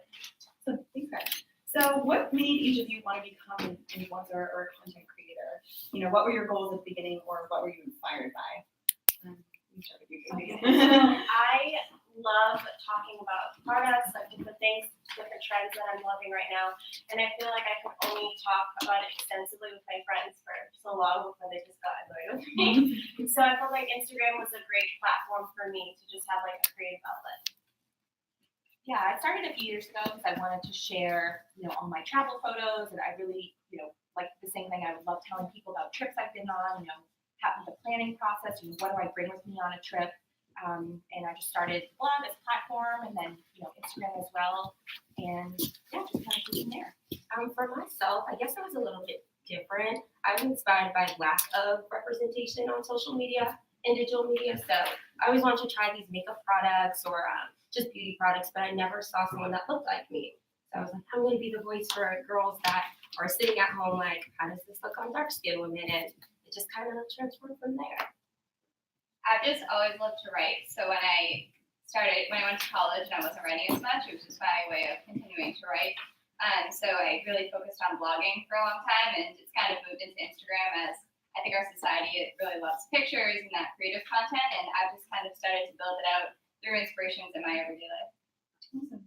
So how do you guys create your editorial calendar of sorts, and how do you decide what kind of content to post?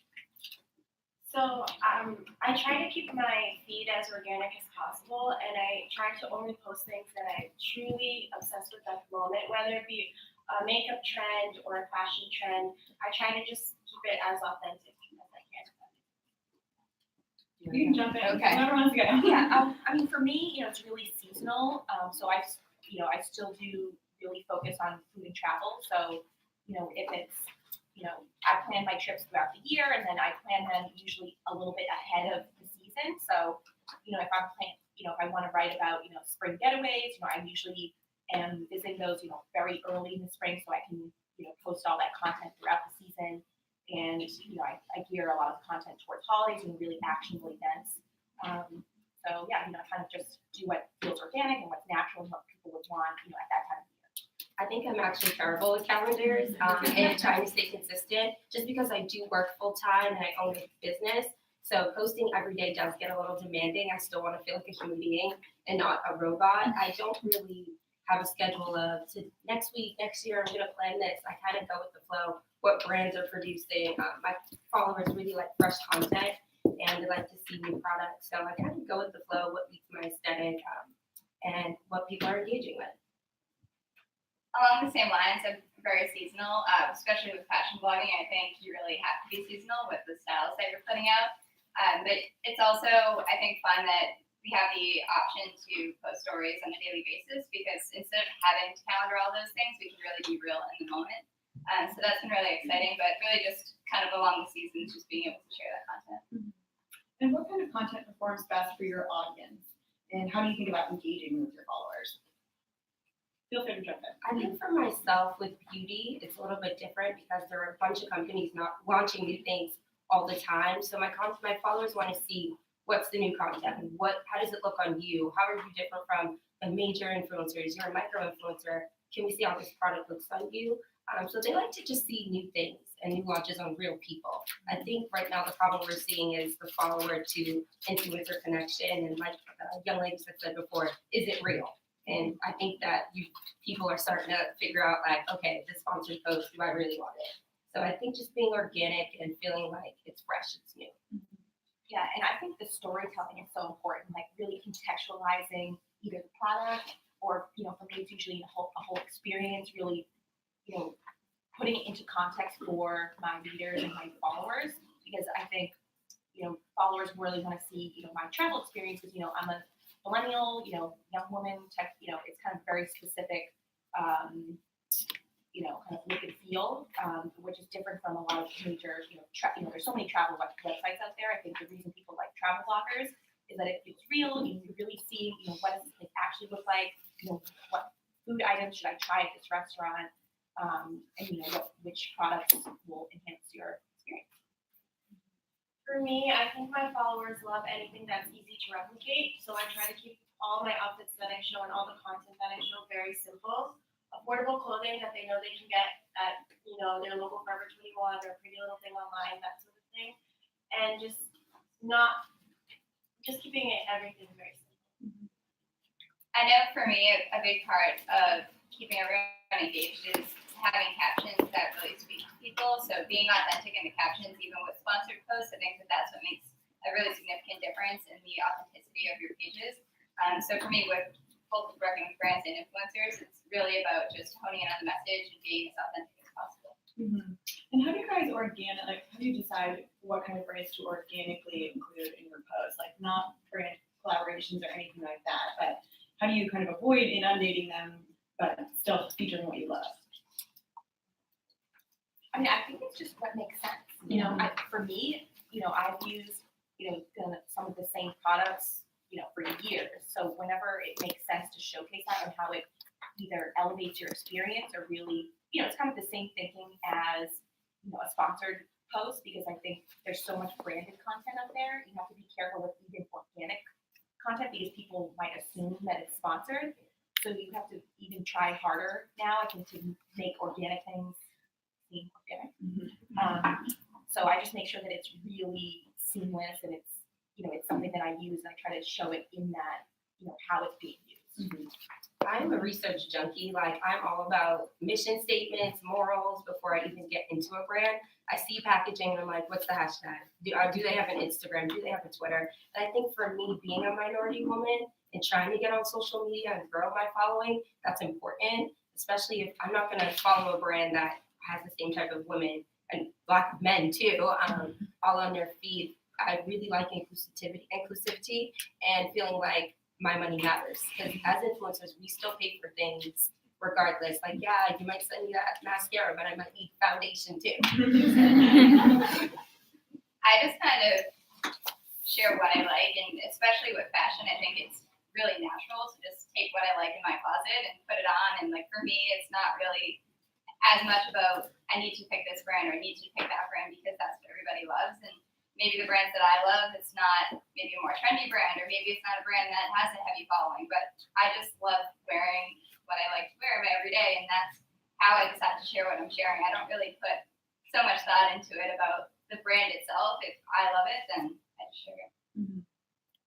And what are you looking for when it comes to actual paid brand collaborations? Like, what factors do you take into consideration when you're working with a brand? Like, do you think about the brand itself, or what they're asking you to do, to pay? What kind of things do you take into consideration? So I'm just going to jump in and say every sponsored post that I've done is working with a company that I would spend my own money on.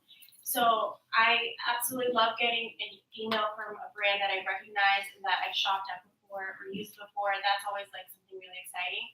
So if I wouldn't spend my money on it, I'm not going to tell my followers to go ahead and do the same. I'm very similar, and so when I have a brand that I'm working with, typically it's a brand that I really do use every day, or if it's not every day, I'm using it very frequently. I'll reach out to brands that I love to work with them, and I wouldn't work with a brand that I honestly wouldn't recommend to people. And I think that's, along with the messaging, is just really getting that across, because you want to work with brands that you really stand by, and I think that it's apparent when you're writing about those brands if you really do like them or not. So my decision-making process is really in the same way, just the brands that I do love and use on a frequent basis. For myself, everything matters. The price, what you're asking me to post, what you're asking me to do. I get the most ridiculous requests sometimes. Like, hey, I'm going to send you toothpaste. I would like 4 videos by tomorrow, 12 Instagram stories. It's a bit ridiculous. So I do filter through my brands and their requests because, yes, we are influencers. Yes, we do try to engage our followers. But we're still people. Like, it takes time to make videos and post your product, and maybe I might not like your product. And sometimes I feel bad saying no, but it's like at the same time, would you even do it if you're asking? So the whole package, if the price has to be right, the product, and what you're asking me to do, because then it's going to come across as fake. If I post 10 videos about toothpaste, nobody's going to believe me. Yeah, I think, setting the right expectations from the first engagement letter is just so important. I think having a clear goal for the campaign, the first thing I look for in the initial emails that come through, is there a goal for this campaign? Is there a specific hook that ties into my channels? How can I, again, utilize storytelling to really contextualize it? And then, what are the specific deliverable asks? And, is it reasonable? What is the price and what's the timeline? Oh, Yeah. the time that matters the most too, because sometimes brands might be rushing to get a product out. Sometimes we might not have time. So I just think having enough time or like setting in advance, because the editing takes a while. Yes.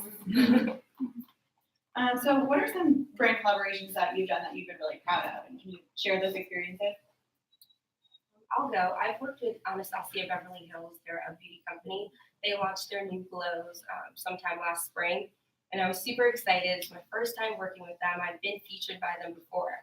They were super great, super awesome. They met my timeline. They gave me the product. They were super engaging. And the reason I liked it the most is they asked me about my voice. That's important too. Influencers do have a voice. We might have to say something to our followers, but our thoughts matter. Sometimes it might be ridiculous if you ask us to do certain things. So they really made sure that I got across in a home video of how I feel about glow, how I feel about inclusivity and the beauty industry. So that was one of my favorites. I think for me, there's kind of two different buckets most of my partnerships fall in. There's either one where it's strictly like travel related, really easy. I've worked with like I just did a project with American Tourister suitcase brand, super easy to see how that fits in. But then the other side, I kind of do like working with more general lifestyle brands or consumer product brands, because then those are exciting when there's a specific angle where it really, like I just did one with Thomas Bread's Swirl Breads, but their angle was, how can we showcase this bread in a new way? How can we show it as you're someone who's always working on the go, you're working through the home office. How do we contextualize it, into something that's meaningful for other people who are, in that same situation. So, I think for me, I either like ones that really fit into kind of my travel aesthetic or other consumer products that I can fit into a daily lifestyle or something interesting where there's a specific hook. I would say working with brands that are local as well as brands that give back in some sort of capacity for me is big. I've done a lot of partnerships with brands like Life is Good, Cafe Bustelo, I've worked with quite a few times. And I think, one, working with a brand on an ongoing basis is really authentic because you're sharing about them all the time. And I think you start to kind of get a feel for the tone of it, but also it's a brand you genuinely love. But if there's a piece where they give back, it's easier to speak to and it makes me feel more happy and proud of that brand. So that's a big one for me. And also with my platform being very primarily focused on confidence building and women's empowerment, I think that brands that also go towards that angle and really focus on those things, it's another really key point for me when choosing brands to work with. Yeah, and on that note, you just kind of mentioned this, but I feel like long-term collaborations are kind of a trend now. Do you guys prefer those, and do you know if your followers prefer those, or what do you think about that? So I've been working with White House Black Market to do kind of like a seasonal campaign, which I love because I feel like I'm on a team and I'm learning so much more about the marketing aspect of being an influencer. So I feel on just like the educational side, I'm learning so much, soaking so much in. So I appreciate it because we're both gaining something. I know. I was gonna jump in there too. I think that's great. I mean, last year I did a 6-month campaign with Western Digital, which is kind of a random brand to think of, but they make a lot of like software, and for me, I was working on their hard drive product as a travel photographer. They're in the travel hard drive, they have a desktop hard, so I got to experience a few of the products, and especially since it was a video campaign, it made a lot more sense to do a longer term campaign where I got to showcase multiple products and also showcase them in a different environment, different things. Again, my followers got exposed to them multiple times, which I think just makes it even more engaging and even more valuable for the brand awareness building and things like that. I think for myself, I'm a little bit different with what my goals are with being an influencer. I really want to see more digital representation, so I go scroll down timelines for days and just try to see, besides myself, have you included anybody else? Have you reached out? How's your history with that? Are you making an actual effort besides this one dot of color every few minutes? So yes, definitely long-term relationships with making an effort to change is big for me. I mean, long-term relationships with a brand, I think the brand and you really get to know each other and like your style, and you start to generate content that you both love. Just because you've been working with them for a little while, but also again that authenticity that comes across working long-term with brands. And as one of my key things is now when I work with brands, I mention that to them. Like that's something that I always bring up. It's like, you know, we share it at least so many times. I find at least if we share it 3 times, the authenticity starts to really build, and I start getting more messages about that brand. It's just you start seeing trends in that engagement. And so for me, I think it's really important to work with brands ongoing, and even if you're not in a sponsored way working with the brand, as long as you keep sharing about those brands organically, you build that trust with your audience. And so I think long-term relationships are really key for building that trustworthiness with your following. And Jazzy kind of touched on this with timelines before, but what would turn you off from working with a brand? And no need to name names, but if you had any negative experiences, feel free to share them. For me, it's really lack of representation. It's just lack of seeing a movement, a cultural change. We live in a very diverse world and very outspoken people and women. So just seeing how they can make a global change or trying to use their morals and their mission statements to really affect not only influencers, but their clientele, their customers. I want it to feel organic and natural. I mean, whether I'm reaching out to a brand or a brand's reaching out to me, I think it's really important to make sure that the communication is there. And if you can't communicate well with a brand, it's probably not a brand that you're going to work well with.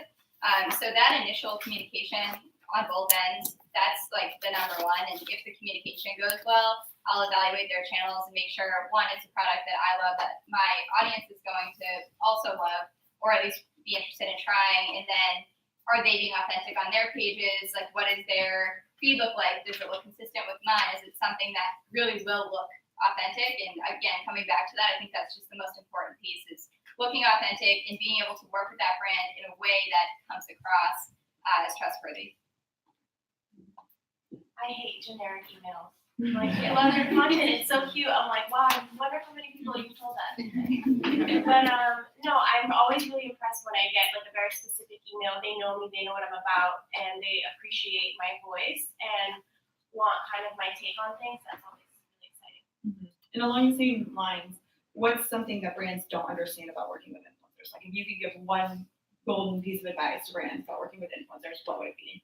I think it's just undervaluing, all the work that goes into, creating even just one sponsored post. I mean, the reason brands, were first attracted to influencers was because, it was a more affordable way to reach a direct audience, which is great. But I think, most of us use professional camera equipment, or we have to hire a photographer. There's, the whole post-processing, time that goes into after you even shoot. Video is a whole other story that's, takes 10 times as long as producing one photo. So I just think, just be conscious of, yes, you're working with influencers because it's, a more direct route to a very specific audience, but, we put, just as much time as, a photographer, a stylist, a model, a food stylist, typically you would have, probably a team of 10 people producing content like this, but we all do it ourselves. So, I just think, keep that in mind. And I think brands, as they're getting more exposure to influencers, they're realizing that. And I think the prices, are, a lot more, equitable now. But, I just think it's something to keep in mind that we have to just be realistic with budgets. For me, I don't know, I'm a little bit different. I really don't care about the price point about it. It's overall the delivery. We're not all the same. We all don't do the same thing. We all don't have the same morals and mission. So I think just being careful about your approach to influencers, and you wouldn't approach someone with 5 million followers the same as 5,000. So just being aware, not everyone wants your money. Sometimes the product does matter more, and just because it would actually tie in. So we all don't want to get paid thousands of dollars just to post your product. Some of us actually enjoy them, and we want to be able to showcase that to our followers. I would say the same thing. I mean, depending on the deliverables that a brand is looking for, I weigh it against the value of a product they're offering too. So if a brand's offering me, an all expenses paid trip somewhere, then I'm going to weigh that differently than if they're just sending me a bottle of toothpaste. Right. So it definitely makes a difference in one, the value of the product, definitely the delivery of their initial messages. I mean, that's huge. It's if the brand is being generic and not even using my name in an email, or they use the wrong name, or there's something else there that just doesn't fit, I mean, I'm probably not even going to respond to that email. So I think just that, and brands I think brands are starting to value influencers more. I do find that smaller brands, I don't think that they're quite as equipped on sending out messages that are as meaningful. So I think really getting to know the influencer that you're reaching out to and being a lot more authentic with them in your emails, I mean, that's so important. So I'm going to turn it over to the audience in a second, but I have one last kind of fun question. What would be your dream brand to collaborate with? I think for me it would be Revolve. That's when I think of like the top tier of like influencer and brand relationships. I just look at that and I'm like, wow, that's like the level I want to reach. For me, because I started off doing it in college, I'm going totally drugstore makeup. I want to collab with Maybelline. I think that they're so awesome. They did their first boy and they did their first collab with Makeup Shayla, and they really reach out to make sure every voice is heard and that they have a product for everybody. I have been lucky to work with a lot of my favorite brands. I'd say if there was one brand that is definitely more of like an aspirational brand that I've loved since I was a lot younger, it would be Estee Lauder. I use so many of their products. I have shelves full of their products. I've never worked with them, but I would say that that's probably on the top of my list. I know that's a tough one. I know, because I feel like we're all so lucky that we probably have. Right? We love all y'all. Yeah, I know. I love all the brands that I work with. I think, for me, there's more destinations that I really like to work with. But yeah, I would travel. Yeah, on the travel side, but I think on the consumer products, honestly, I love every product. Bring her All right, so we have a good 10 or 15 minutes for audience Q&A. So if you just want to raise your hand, you can direct it to all the panelists, one of them, whatever you want. So the previous panels talked about how they favored micro-influencers because it's more like an authentic, genuine connection. Can you talk about some of the strategies that you use with your followers to kind of build connection and relationships? I definitely can relate. I'm a micro-influencer, and I can see why they would feel disconnected with major bloggers, influencers. We often don't get paid for our content. What they see is work in it. So I try to introduce a product to them way before. Normally I only go for brands that I love, but if it's something new that I'm willing to try, definitely sharing on my story or having a giveaway or redirecting them, letting them know right away too. Sometimes you just gotta be honest. I'm not getting paid to use this. Like, this is just what I love. And then if it turns into something like that, my followers are very supportive. They feel like they're my friends. They're so nosy. They're all about it. And I love it. I love it that way.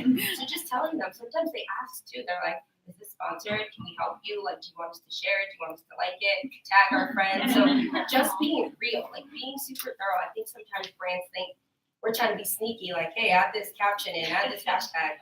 We can just say it's sponsored. Like, that's okay too. I think when we start being fake, we start trying to trick them, they're like, you can't get us. Like, we see all the hashtags, we're going to go to the next influencer and look. So keeping a real content engagement, just being honest with people is what they want to see.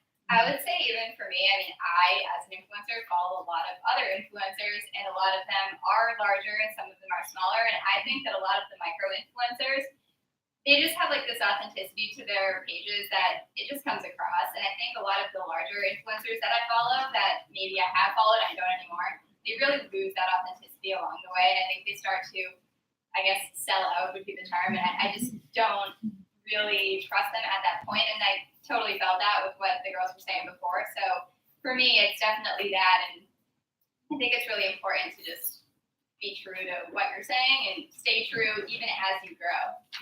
You guys talked a lot about how important it is for a brand to communicate with you effectively. do you ever see a difference if, say, if we work for a larger brand and we use agencies to reach out to influencers? Do you see a big difference? Do you favor when brands reach out to you directly or an agency on behalf of the brand to make a difference? I've actually had both, and I don't mind either, as long as the approach is genuine, like they said. Sometimes you get brands that literally copy paste and be like, hey, Sarah, what? That's not you really even mean to send it to me. So I think it's more flattering when it does come from the brand itself. It's like, wow, you took time to like research little old me. You took time to really want me to be a part of your company. And then agencies too. A lot of the times they speak about the morale of their clients and how interested, how they would sit down at a meeting and they put you up and they would just all rainbow for you. So I just think the type of text in the conversation definitely matters. I would say for agencies, so PR agencies on behalf of brands, I always feel like that's just as authentic as the brand reaching out. And I think that you can still build a connection with a PR agency as you could with the brand. My biggest hurdle is when I have like the platforms reach out to me that run influencer campaigns, and I find that it's very difficult to communicate with them sometimes. I think just because they run so many. For me, I mean, the PR agencies that work with brands and the brands themselves definitely comes off as more authentic, and like I'm more likely to want to work with them than if it's through a generic platform. Yeah, I would agree. I mean, I think, whether it's from the brand or from an agency, it really comes down to the messaging, just all the specifics of the campaign. But yeah, I mean, from PR agencies, I've seen some really great campaigns because, they have, they've worked with multiple brands. So I think just where we are right now, they have more experience than some in-house, teams at these brands. But, I agree with you guys that, it really comes down to the messaging and, the communication back and forth, whether it's, wherever it's coming from. I've only worked with one PR agency, but I did feel like an instant connection. I felt like she was constantly reaching out to me, constantly making sure that everything was going fine. If I needed anything, I had a direct contact, which I really appreciate. I will jump in to say too that of all of the different platforms I've worked with, I think the Influencer Collective, they do a really good job of being like building that relationship with you. And I think that they like pick people that really do fit with brands because everything that comes out from them, it seems really like well produced. As someone who's working at an agency, often we're the liaison between influencers and the brand, and on that back end, often we're trying to convince the very older brand to like let agents do. For an influencer that has like a very small budget, like we believe in influencers as an agency, we're often trying to convince the brand with that belief. So often they're saying, if we have our ROIs, our stats, but is there anything that you guys want to like say to that brand or that CEO? Not sure if we want to put that spend in. I would say mix it up. Like if you're afraid to change or afraid to grow, like you gotta put your foot out there, switch it up. You don't know unless you try. And we're not all the same. So definitely go for someone who meets your expectations, meets what their passion is, what their blog is even about. Definitely. Yeah, I would just say, it's such a great, influencers are a great opportunity to work with very specific audiences, and you're really getting right in front of that audience, and it's so easy to track what was the engagement, compared to some other traditional media and traditional, marketing tools. I just think you're really getting in front of the exact audience that you want to get in front of.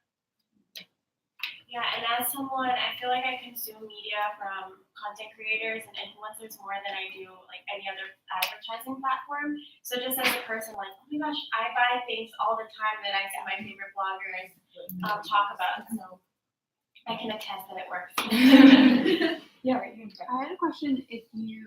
When you work with brands, do you think that when they ask you to whitelist, does that deter you, or do you think it like makes you more exciting, or like do you have a positive or negative? So I've been seeing that more often, especially in some of the bigger campaigns that I've done, and I think it's great because I think that's another way for not only, I think it's a great way for the brand to get more value out of our content because so many, when I first started doing this, brands would ask for rights to the images, but I wasn't seeing them promoting it on kind of doing things with it. I guess if that makes the most sense. But I think it's great. I think that's a great thing to build into a package because they get more value. It makes more sense as a holistic package. So yeah. I agree with that. So I don't think like more excited than I might if they didn't have it, but it's not like I get less excited about it. I think it's a great opportunity for brands. The brand that I manage all of our influencer campaigns, and for me, it's really like something that has worked really well for us because you're advertising through that influencer's platform. So it's great for the brand. It's also great for the influencer because that influencer is getting more exposure. So I think as long as you pitch it right to the influencers, it really depends. Along the rights piece, I mean, that's something that in the past I've had the brands just take my photo and just use it in an ad and not ask, or they wouldn't tag me, or they wouldn't give credit, or it was just nothing. So for me, it's better to have them whitelisted than to just like take my photos and run with them and not give any credit where credit would be due. I agree. I definitely think whitelisting is probably the way to go, the safer way to go at this point. Mm-hmm. It's so weird seeing your face on something that has nothing to do with you, not paid or sponsored to do it. So definitely just keeping your content safer for me.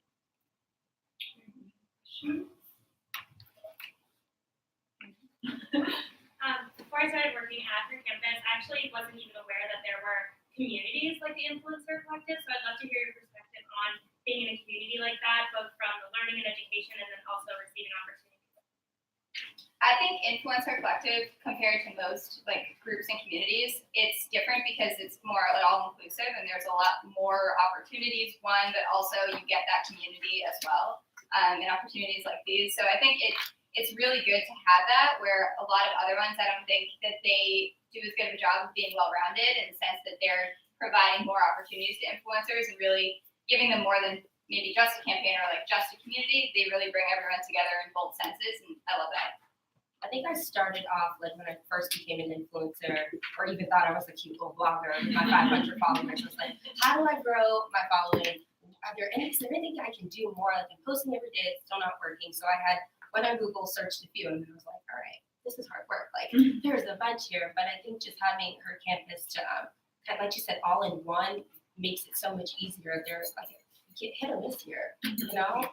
I know. I was thinking about it before, like this morning, and I think the Her Campus Influencer Collective was the first one of these that I even joined. So, and it's been great. I mean, I think, the holistic approach, you get, exposure to brand campaigns, but also events in the community, and, kind of the educational aspect on best practices and things. I think it's great. I think, the whole influencer community, especially in Boston, I think we have a great, diverse group of, people doing, blogging and everything. So I think it's, I think it's so beneficial. I'm just going to jump back in. I think the educational part too has helped me grow a lot.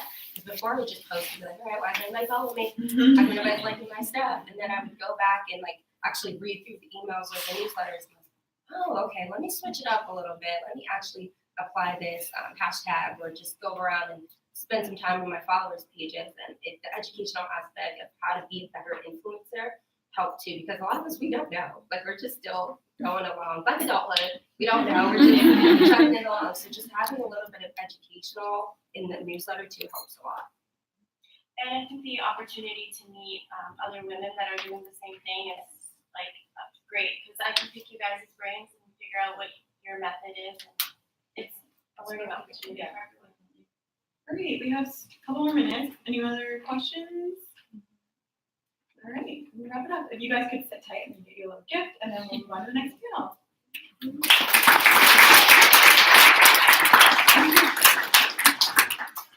Thank you all so much. Yeah, great opportunity for a little bathroom break. Our next panel is going to be really fantastic. We have 4 brand marketers who are going to be coming and joining some of their best practices with all of you. And some of our influencers may also be hanging out at the conclusion of today, and they'll be sharing their insights, and you can come chat with them afterwards. I know, I think I did.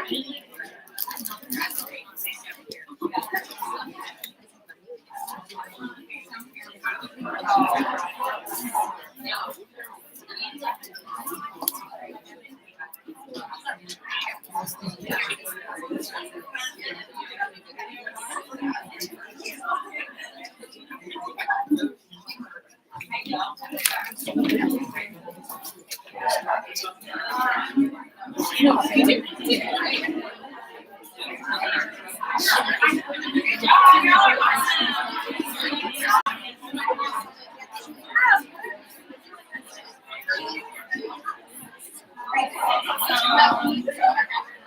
hi,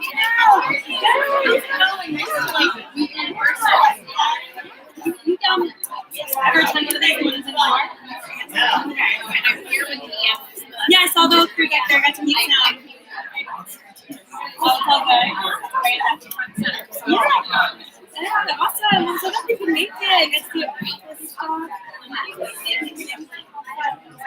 We do. So it's funny. I was like telling a lot of people, like, you should come on a regular day and see the difference.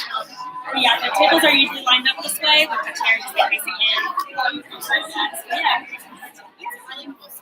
Hey, so we just actually launched our built-in couches over there. Those couches are here. Space. I mean, you guys have a bar in your office, so.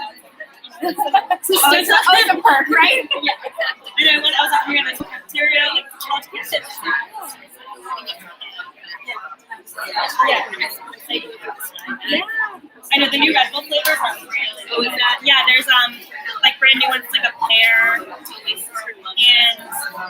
yeah, they have like snacks and like really all the there's pen and paper. That's good. Right.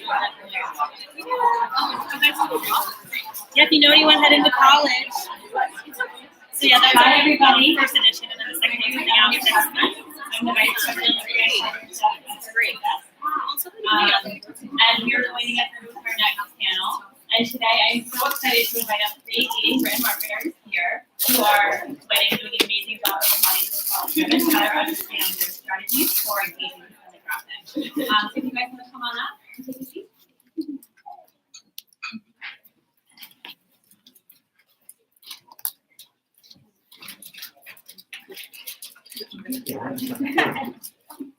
Hi, thank you for being here today. Awesome. So we've got some questions for you guys. We've got we'll leave a little bit of time for Q&A at the end. But first, I'd love to have you guys introduce yourselves. So your name, your title, and what company you guys work for. Okay, Casey Coxon, Integrated Marketing Manager. I'm Melanie Cohn, Senior Manager of Brand Engagement on the Brand Stewardship team at Second. Making sure I knew which mic to use here. Alex Silverman, Monster, Monster.com, Monster Worldwide, Global Director of Social Engagement. Excellent. So to start off, why is this college female demographic so important to you as a brand marketer? I guess I'll go first. Looking to the right, sorry. You know, what was stated earlier, that they're making purchases that are going to last a lifetime. They learned a lot of the purchases from their parents, but they're, you know, a lot of the decisions that they're making are going to be for a lifetime. As long as the brand is obviously trustworthy. But, you know, 19% of the population is Gen Z, half of them are in college, and they're spending 15% of their wallet on beauty. So I think it's really important for us to, you know, be at the beginning, gain that loyalty in the beginning of their beauty journey. As they grow and change and evolve, we want to be there for all those changes. Yeah, I mean, I echo that. For Dunkin', we have loyalists at all ages, and we definitely want to get those loyalists started a little bit earlier. So I think there's so much competition in the coffee space, and I see some more cups over there in green. So we just want to steal that share of wallet and get people. So there's a lot of nostalgia for Dunkin', so we want to make sure that we're carrying that through, but also bringing in new and exciting ways so that people know we're fresh, modern, relevant, not just the brand that we've had when we were kids. So we're a 25-year-old technology company, which has some benefits, and there aren't a lot of us left. We were actually founded 3 months before Amazon.com. And so this generation probably doesn't know us. And that's, we're not going to survive if we don't actively reach out to a new generation to provide value to them and to reintroduce ourselves and to be real and authentic to them and change who we are to match their needs. So it's literally an issue of survival for us. Absolutely. kind of along those lines now, Gen Z is now, those are the ones that are in college now. So now that Gen Z has taken over college, what have you guys found to be the difference between Gen Z and millennials, and how have you adopted to changing your strategy from like millennials were the hot thing to now it's Gen Z, and you've got to pay attention to this next generation coming in? Sure. So I think I woke up one day and was old. And I don't know definitely when it happened.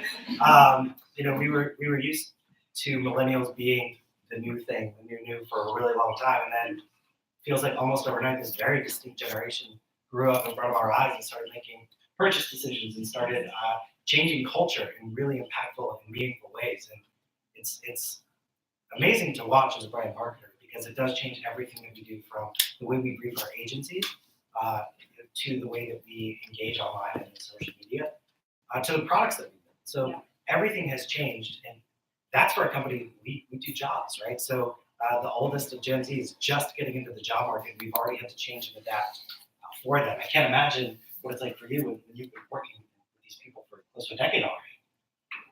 I mean, I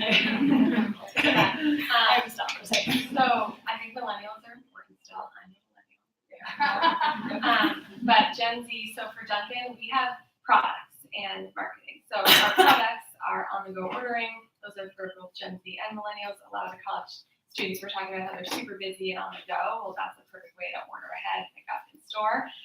We also have products that are specifically for like teens and tweens. So our Cosmic Culotta, it's Instagrammable. It looks a little bit like cosmic and space, and that's coming out actually soon. And we've been talking a lot about how to reach those tweens, not even just college students. So one of the ways that we're doing that is a lot of co-creation. So we know that they like to create on their own, and they're creators. And I was joking with Ali on my team.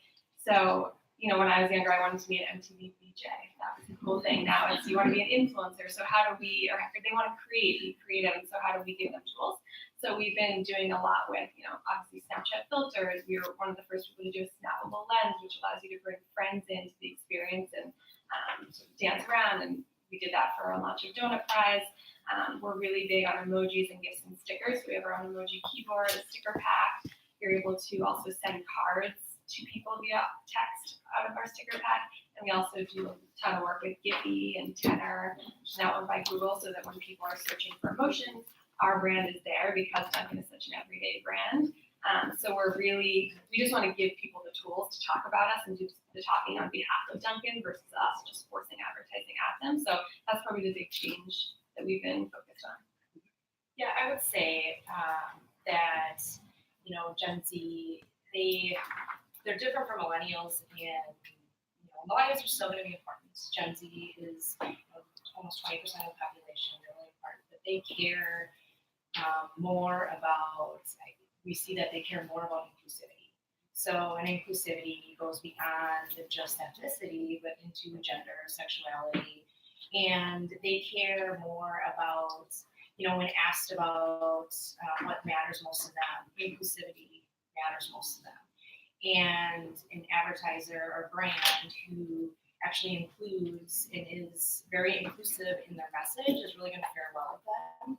So we've changed how, we really have started to evolve with that and evolve our brand to that, to be more inclusive, be very deliberate about being inclusive. We just launched a new commercial last year that really shows that inclusivity and showing that we care about it.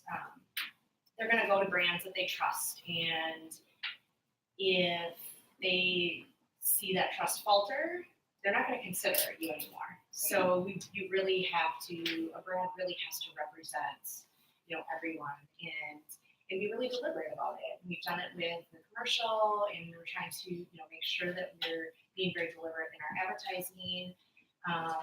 We even updated our tag to the possibilities of are beautiful. And that's really to show that beauty is limitless, and we know it's limitless.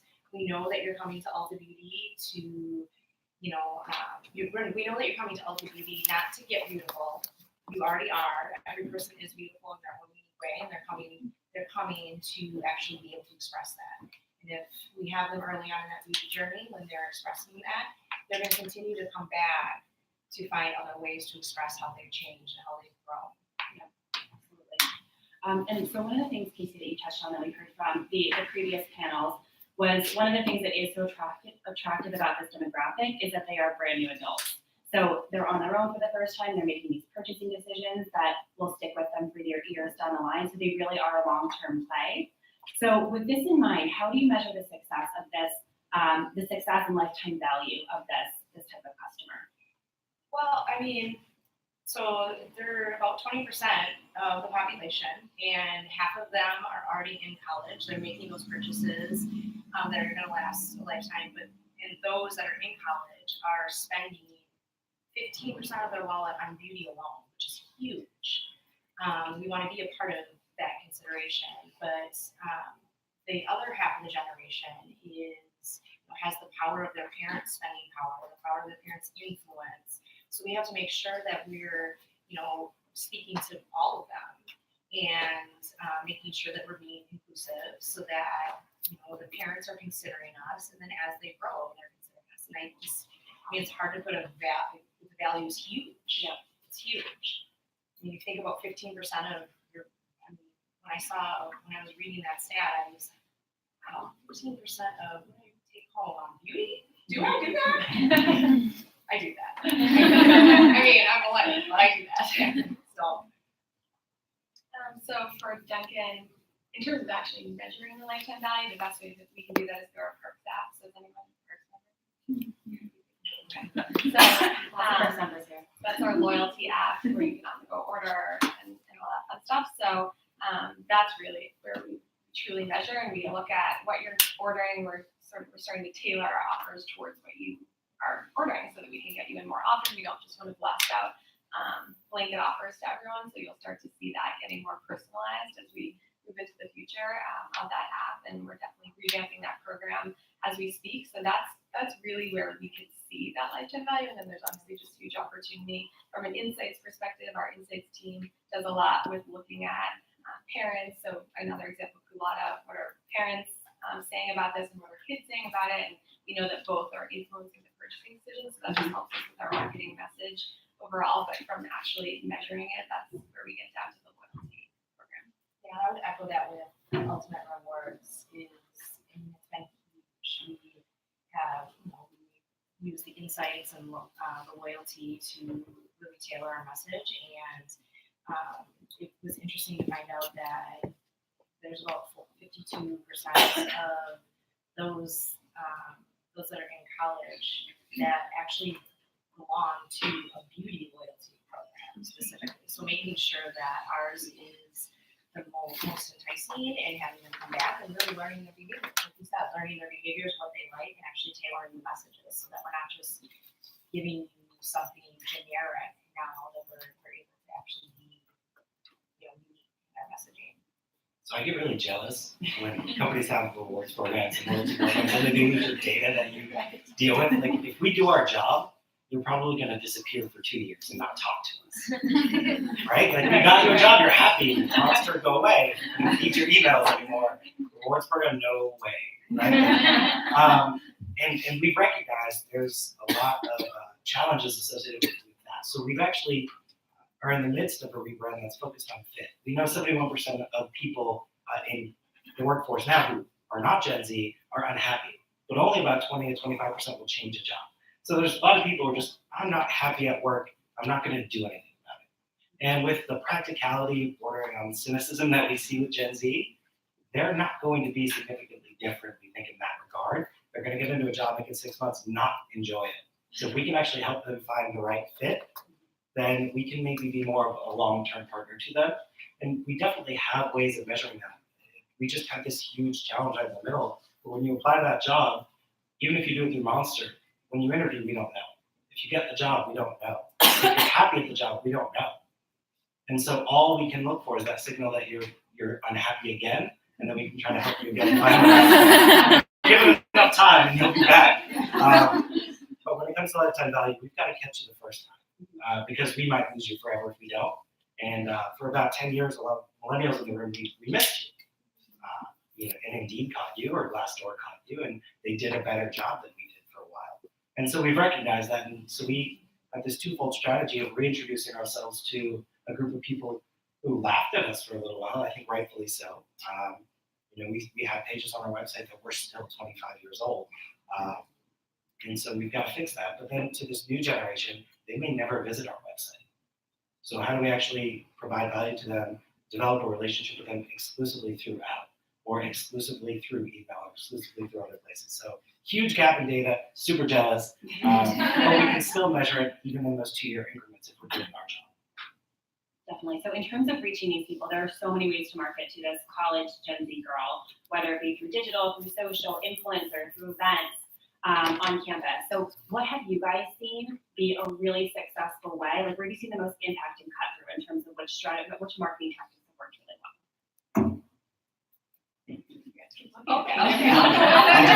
So, I would say, I think that an integrated marketing plan is always really, really important, and having that consistent message all the way through. But where I've recently seen the most impact and cut through is social, and it's, I think I read it was 47% of Gen Z actually looks to social for new trends and new things coming out, which I think was echoed earlier on as well. And we really we just need to meet them where they are. They spend a lot of time on digital, 6 hours a day on digital, whether that's a mobile device, a laptop, tablet. We need to be where they are when it's most relevant, and most of the time that's on social. I also think with mobile marketing as well is much more advanced now. So that's what I think. So we tried everything. I agree, it needs to be fully integrated. It's not just one piece, but we've had success, particularly with college students and the younger demographic, by looking at how people are talking about Dunkin'. So one of the things that I really promote internally is that we need to be doing what our fans are doing, but with a little bit of a Dunkin' twist. So some things that we've seen are a ton of teens prom-pose with Dunkin' Donut boxes. That's a thing. They'll do fun puns. So we last year decided to create the ultimate tricked out promposal box that you could win to make your promposal the best it could be. We're actually launching that again today that we're going to do after this. So we have another really cool promposal box, so check out Instagram. But that's one way where we're just tapping into behavior that already exists. We're not trying to create something out of nothing. We're seeing people do it. We're just responding. Same thing with graduation caps. We actually worked with our campus on this, but a lot of students decorate their graduation caps for graduation, and a lot of them say sponsored by Dunkin'. Thank you, Dunkin', for getting me through college. Huge deal, and that's a major milestone in people's lives, and we can't just sit back and ignore that and just promote whatever LTO limited time offer we have going on. And those are programs that we work with for campus on getting college students who love Dunkin' and who are willing to show, how you could decorate your cap to say sponsored by Dunkin'. So we're giving that content. We have Pinterest content around how-tos and DIYs to be there in the moment people are searching for inspiration, and make sure that we say we see you, we hear you, we raise you. That's what we say internally. And then from integrated programs for Valentine's Day, that's a great example where we had a ton of digital support, but also in store, and we were able to translate the two. So we had Dunkin' Times, which were the classic nostalgia cards that you used to get in your class on the paper bags, and we drop it in. So we created Dunkin' Times with fun coffee and donut sayings that were perforated. So in real life, it had perf. It looked a little 80s, 90s. And we had those digital through our ads, sent them to influencers, and you could share them online. You could also buy them or get them in store with the purchase of a dozen donuts. So it was a great way to sort of say, look, you see all these things online. Now we sort of did a little bit of an album drop. Okay, they're in store. You can get them now. There's only 100 per store. And it really got the crew excited, which is something we're always trying to do, is get the crew excited, make the in-store experience feel different, and then connect the online and digital world. So that's an example of just a more integrated campaign where we're not focused on just one thing, but we're focused on the big idea. And in that case, it was Dunkin' Times to promote Valentine's Day, which is our biggest donut selling holiday. So it's a little bit of both listening to consumers, and then when we have a holiday that we want to own, making sure it's fully integrated. I would say too, just on that social listening, we've done a lot better job doing that at Ulta Beauty now. And, we have a lot of brands. We carry a lot of brands. And we want to make sure that we, can give them a voice as well on our channel, but we are a brand. And we want people to remember Ulta Beauty as a place to go for all of those brands.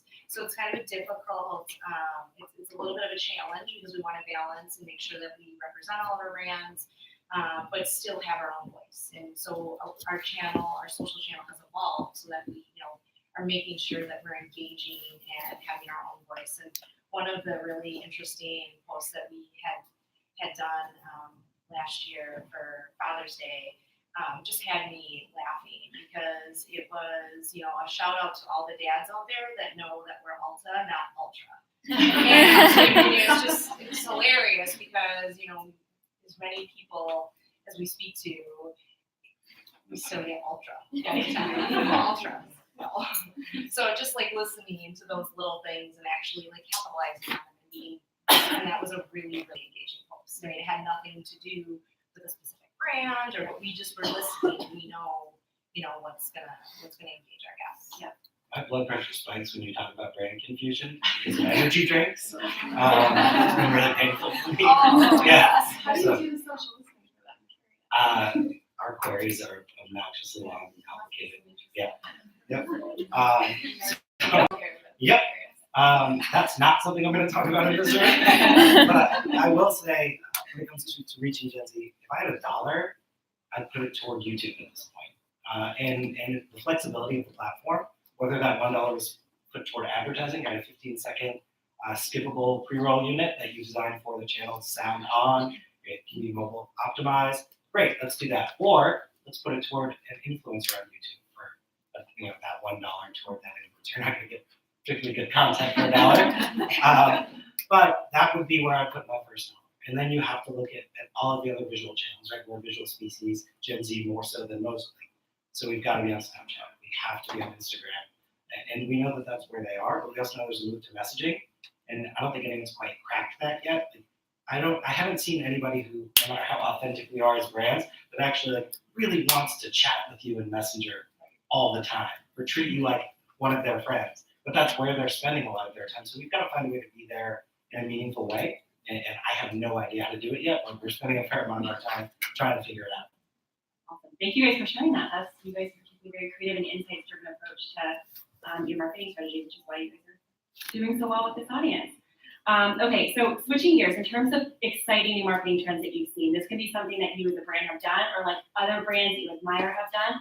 What are cool, exciting marketing trends, marketing stunts, short-term, long-term? What are just some cool things that you guys have seen recently? I can start. So again, I have a lot of these. So voice, I love. I think someone mentioned before this, a lot of podcasts. I think that's the future, and it was interesting. We did an Alexa skill about a year ago for National Coffee Day. So we created a coffee quiz, and you could talk to it, ask them a bunch of questions. It was similar to Jeopardy. We had talked to the Amazon team, and they said quizzes and that sort of thing are really one of their top skills. So just creating that was really hard because I'm used to writing it up and making it look a certain way and having a cadence on different channels. But for voice, it's very different. You have to get to the point quickly. Don't be too cute. People want to. It was just an interesting experience as a marketer to market to voice. So I think that's the future. Podcasts are really big, and we're looking into how we can integrate more into that. And then there's also the move to private social networking. So you mentioned getting into messaging.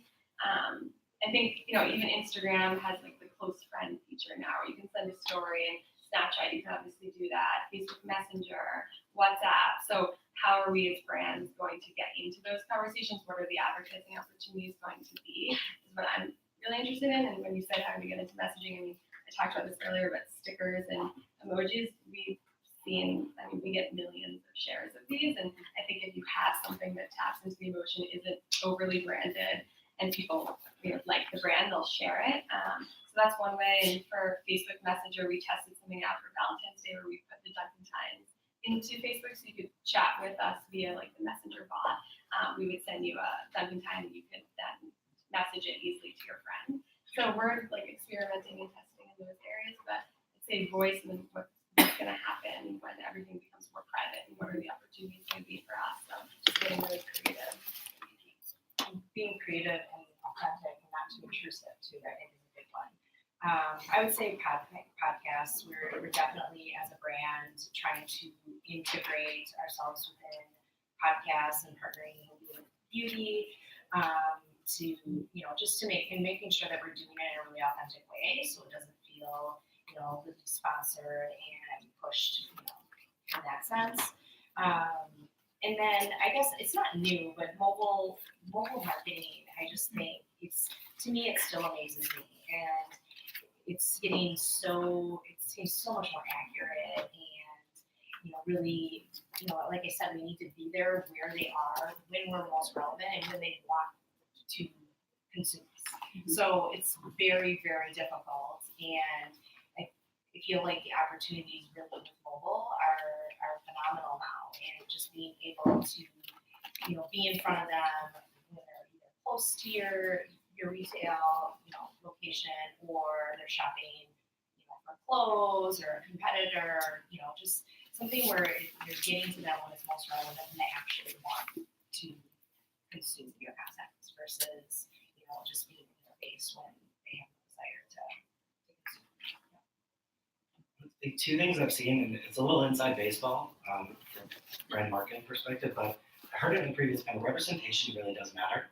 And whether it's just capitalist drive that's forcing it because Gen Z is the most diverse generation, we're actually starting to see a real change in the way that brands brief and the way that brands act. And we're not there yet, but it's refreshing and exciting to see, right? That culture has driven change in advertising and in marketing, and it's long. And I hope that we all in this room and when we go back to our respective places, we keep that trend alive and we keep forcing that issue. I recognize some of the irony of like the white dude saying that in this room, but like it's still really important. And so I never wanted to not drive that point home when I have the opportunity. And I was in New York for meetings with a creative agency this week, and we had those discussions. We had them at the global level. EU representation looks wildly different than it does here in the United States. So how do we shoot one global spot, right? We still shoot 30-second TV spots. How do we do that? One spot, one set of actors that represent diversity and inclusion from around the world. That's really difficult to do, but that's a problem that I want to help solve. So I think that's number one. And then number two, back to that brief, we don't just brief 30s anymore. And that's so important. As the digital guy, I spent the first 10 years of my career exclusively doing digital and never touching TV or radio or anything, to only get the scraps that were left over. Like, here, cut this 30 down and you throw it on YouTube. That's not how it works, right? Like, what's vertical video when you're fighting? And now we kick back concepts to our agency and say, this is a TV spot, this isn't a concept. It doesn't work the places where we need it to work, right? Our spend is going here and your ideas aren't. So we kick it back and they come back and they brief us again. So every idea that we get or concept that we get is not just a spot, right? It's not your traditional, the script and here's the storyboard. It's here's how this idea lives on YouTube with sound on. Here's how it lives vertical 6 second. Here's how it lives as a 12. Here's how it lives as a 3-minute documentary if that's the way you want to take it. That's incredibly important. So it's representation and then it's building assets for the right place. That's really exciting. That's a big change. Yeah, great point. And off the top of your head, are there any other brands in completely different verticals that you guys are looking at and admire and are doing forward thinking, just innovative cool things as a brand marketer in the marketing space? Can't change the order now. Allie on my team is gonna laugh because I always say I'm into Third Love right now. It's a bra intimate brand. I think again, someone mentioned before, new brands with a cause. They are totally the anti-Victoria's Secret. I loved the campaign that they did. They boycotted the Victoria's Secret fashion show. They took out an ad in the New York Times boycotting the CMO of Victoria's Secret and said something about how they tried to work with plus size models and it's not a fantasy. Nobody wants to see that. And Third Love came back and they're all about all shapes and sizes and sort of hit them back in a big full page takeover of an ad and then had a Instagram live during the fashion show talking with different plus size models, and I just thought it was really good. And they're catching my attention a lot just by sort of being the anti what we're used to. So those are, and then their just direct marketing is really great. I mean, generally their ads are catchy, their video, they show the bras that are trimmed on, they're different. So they're catching my attention. I would say, Athleta, probably for that same reason that they really started to, I used to actually, when I get the catalog, go through and kind of critique because I was like, seriously? Like, I don't look like any of these women. And like, let's get somebody, who's got some thighs, who has, some abs, and like kind of going through. And now, and I've seen them, really evolve that even in store and within the catalog. So that was, that's a big one. I'm a mother, so I also, loves commercials, crack me up. And it's, when I had my second child, I was like, this is so true. Like, not gonna boil the nook in the water. No, I'm gonna wipe it off. Here you go. You're good. You're good. There's just like a lot of funny things there and how they play that up, and it's just they're just taking real instances and I just love that. I love that coming from any brand, and I just recently saw, this is a really off the cuff, but I last week even said to my husband, I was like, wow, I wouldn't have guessed that was a TimberTech commercial. So it was a TimberTech commercial on HGTV, probably, because that's usually what's on the background. And it caught my attention because it started with like you start in a box, and then talks about your journey through life and how you're trying to get out of the box, and then you like end up in the box, which is kind of like heavy, and which caught my attention. And I was like, what was that? And I like rewound the commercial because I wanted to actually like know what it was. And it was just talking about how they can obviously make a deck and curve, and it doesn't have to be straight lines in the box. And it caught my attention because it's true. It's like you start out of the box, and like how do you get yourself out of the box your entire life? And I feel like with this generation, that's what they're doing. It's they're basically saying, I'm going to be empowered to be me. I'm going to step outside of the box. I'm not going to let society and media put me in that box. So I just thought that was a really cool take for a home improvement brand to kind of take that. It's a little heavy at first. The first time I watched it, I was like, what?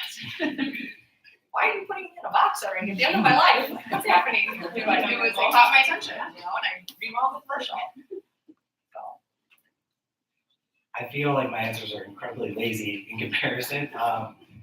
But Patagonia is a brand that it just helps so much when your company's aligned, when your vision's aligned, when your marketing's aligned. We're not always there as brands, as companies, right? Sometimes marketing really wants to push this message, and products like, we don't have that. We can't pay that off. And so you can't do it. But Patagonia, for whatever reason, is just so vertically aligned, like giving a $10 million tax cut back and turning it into a PR stunt and a campaign, like, is brilliant. You can do that if you really believe your mission. And then, not the opposite of that, but moving away from truly believing all the time. I think I'm a little cynical when it comes to this brand, but Nike does fantastic work. They still do.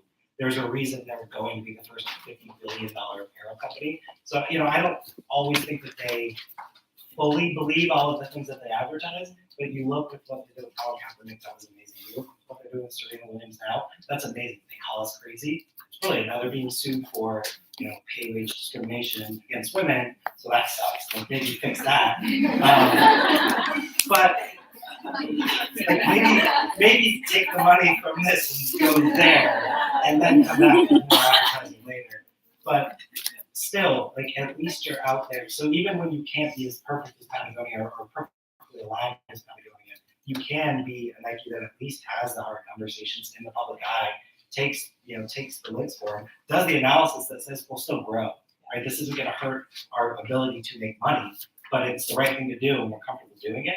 So, those two, again, they're big, and it's really easy to point to them, but there are a lot of big companies doing bad things every day. So, awesome. Thank you, guys. We are out of time, so I'm going to give you guys a gift. Thank you again for being here and sharing your wonderful insights. I'm going to invite Windsor up for some closing remarks.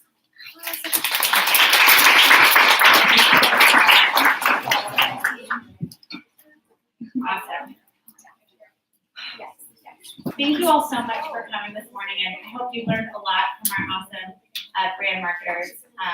Also, they are not a sponsor, but if you guys haven't heard of BoxBox, this is the best gifting opportunity. Legit, it's easy. They're not paying us to do this. We bought these. So I know. Authenticity. There you go. So I hope that you all have really enjoyed the 2019 College Marketing Summit and will leave here today with insights that will translate into actionable steps to drive your brand and clients forward in the eyes of college students. So I'm just going to do a quick refresher on what we've learned, share some more insights, and then send you on your way. So first, I think it's now obvious we live in a Gen Z world. So a quick refresher on who exactly makes up this demographic. Gen Z is everyone born from 1996 on. They're now the largest percentage of the population, and the oldest members of Gen Z are now in college. Current college students are the first wave of Gen Z adults that we've seen and interacted with. And as you learned from our insights earlier, Gen Z is quite different from members of the millennial generation. They've never known the world without the internet in their pocket. They're ruthless in the pursuit of what they want, from products to jobs to social causes. They want to change the world, they want to be successful, and they want other people to see them as being successful. They're very savvy. They talk about the need for morals with the brands they like, the need for a mission statement or brands to make a cultural change. They want brands to have a cool factor, to make an impact. They like new brands and innovative brands. So marketing communications and strategies that worked on past generations are not going to work on them. So it's important that we all innovate and evolve. Gen Z has $143 billion in buying power, and that's right now. But they're also shaping the future of retail, digital, and social. They're influencing business strategies across all industries. And as marketers, it's vital that we understand the power of this generation and work to build their loyalty today and also tomorrow. If you've been paying attention at all, you know that the future is you. And as the leading voice for college women, it's clear that we have the females of the future. So I want to talk about college women specifically and why they're such important consumers for us all to focus on. There are 19.9 million college students in the United States, and 11 million of these are women. These Gen Z entry point consumers are the first members of Gen Z who are making their purchasing decisions on their own as we speak. We all know that women over their lifetimes represent 70 to 80% of all consumer purchasing through a combination of buying power and influence. We heard from some members of Gen Z earlier who talked about liking their mom's brands, who talked about it makes them feel good when they come to campus. They also talked about if you can convince them that your brand is better for them than the brand that they're used to, they'll make a swap. But it's not going to be willy-nilly. There has to be a reason why your brand is better. Think back to your college days. You probably moved from living with your parents. Again, your parents were at the grocery store or wherever they were. They came home. Stuff was there. It was glorious. And I remember buying cleaning supplies for the first time, and I was like, I don't want to spend $60 on stupid Clorox. This is so dumb. I was really mad when I had to buy toilet paper for the first time. So you as a young person making your first purchasing decisions, what deodorant are you going to buy? What laundry detergent are you going to buy? Is it going to be your mom's? Are you going to try something else? Where are you going to eat dinner tonight? What are you going to do this weekend? Our data show that while a lot of brands are already set, by age 20, many women have not yet chosen their personal brand of choice across many categories, including preferred car, birth control, as we alarmingly heard, and fitness memberships.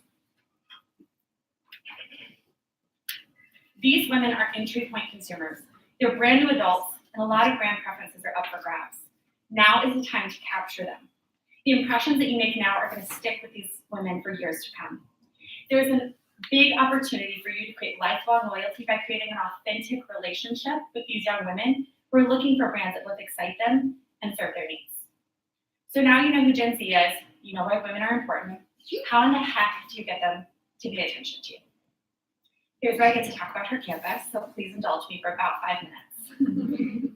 Becoming everything to college women has been the sole focus of what we've built for the last 10 years.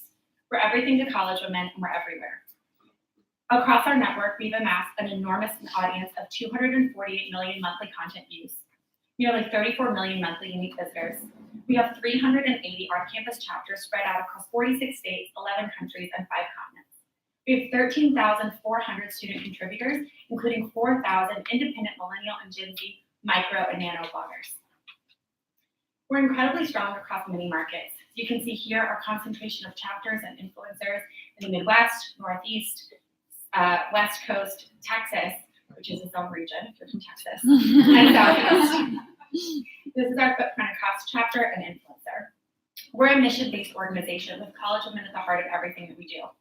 We're her ultimate BFF, and we're her savvy and smart older sister, who encourages, inspires, celebrates her, and builds her armor to slay her way to becoming the boss babe she's meant to be. As far as you're concerned, our foundation of being a mission-based brand, deeply invested in our target audience, allows us to run the most authentic, impactful, 360-degree marketing campaigns.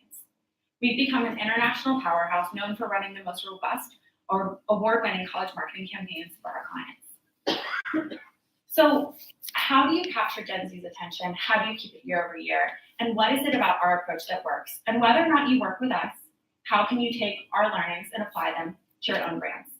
We learned that there are 3 things that are very, very important that you apply to your brand strategy and communication. Those are authenticity, deep integration, and consistency. Starting with authenticity, my 2 co-founders and I launched Her Campus 10 years ago when we were college students out of a Harvard dorm room. We were not entrepreneurs thinking like, where is there a big market opportunity? Which consumers are really freaking hard to get in front of? College women. No, we were college women. We saw a big need for this content. So we pioneered the model of a digital-first media brand for college women, starting with hercampus.com and our first chapter at Harvard. Since then, we've expanded across the globe, but our whole foundation was based on an authentic need for us as the consumer themselves. We heard a lot about mega influencers, celebrity influencers. Maybe they're kind of fun to follow, but maybe it's kind of upsetting. Maybe it's an unrealistic standard. It's something that you don't actually want to pay attention to. There's a huge pushback against that right now. And a lack of trust. Trust is everything. So with your brand, whether you're a new brand and you're just now telling your story, or you're an old brand, reintroducing yourself to this audience, you need to build on a foundation of authenticity and trust. You have to speak your truth. These influencers, these students are far too savvy otherwise. The next is integration. Some of our brand marketers spoke to this, that you cannot just hit her across one platform. You cannot just say, I'm gonna spend 100% on Instagram ads. Instagram is great. You can't spend 100% on Instagram. Because as we heard even with our college panel, girls said, I don't like Instagram. I don't like Instagram ads. Others said Instagram ads are great for me. Some love influencers, some don't like influencers. Some love events and experiences. It's important that you have a multifaceted approach to your marketing. College women are everywhere, and you need to make sure your message is too. The 4 pillars that we've built, that we've seen experience with and success with, is digital, influencer, on campus, and experiential. And then everything must be fueled by data-driven insights. The last thing is consistency. We heard a little bit about this in our influencer panel, talking about 3 times. You have to see a brand on an influencer's page at least 3 times before you're like, oh, she actually likes this product, right? It's not just a one-time, one-off gummy vitamin situation. But you need to be consistent with your brand. If you're a flash in the pan, they're not gonna remember you. Maybe you do one little thing. That was cool, they might remember you that day. The next day, you're gone. So you have to be really consistent as well with your messaging. We have touched college women from high school through their college experience and into their young adult years. And it's that same voice that they can continue to trust. So by applying the principles of consistency with our audience over 10 years, we've been able to continue to grow while others in the media space are faltering or shuttering entirely. Our traffic is up, our social reach is up, and our influencer network is blossoming. It's important that you're not just one thing to college women, that you are a brand that brings a lot to the table. Our influencer collective is based not first on sponsored opportunities, but education and community, and the sponsored ops are the icing on the cake. We have placed ourselves at the intersection of a college marketing agency, a women's empowerment group, a publisher, a social media agency. And it's important that you have an integrated approach to what Dunkin', for instance, are they buying coffee from you? Are they getting Valentine's? Right? How are they integrating your brand into their lives? And what are some fun, creative ways that you can be there in more ways than one. So does the intersectional, integrated, consistent, authentic approach to college marketing work? In short, yeah, it does. We've been named to Forbes 30 Under 30, Inc. 30 Under 30, Business Week 25 Under 25, many other awards, and we won many awards for our clients. The reason you're all here is we want to help you win too. You're all very smart because you came today. And I hope that you've all learned something. And I know you must be tired. I hate sitting down for 3 hours in a row. So I'm bravo and thank you. So first, you wouldn't be the College Marketing Summit if you didn't have homework. So if you open up your notebooks, you'll see in the middle, there's a sheet of homework with some fun stuff for you to do. It's just before the note section. And speaking of homework, we actually have professors here. You can get to know, can all of our professors raise their hands and wave? These are all of your professors. You should know at least one of them. Many of them invited you today. And if you want to meet your professors, we're having office hours with our breakout rooms where you can learn more about influencer marketing, back-to-school marketing, on-campus marketing, and experiential marketing all out in the hallway here. We also are giving away, doing giveaways in each room for Minute's manicures. You just drop your business card. So even if you just want to come drop your business card, Minute's is great manicures. Also not paid. Thank you again for coming to the 3rd Annual College Marketing Summit. I hope you leave today feeling empowered, informed, and ready to catch them. Thank you so much.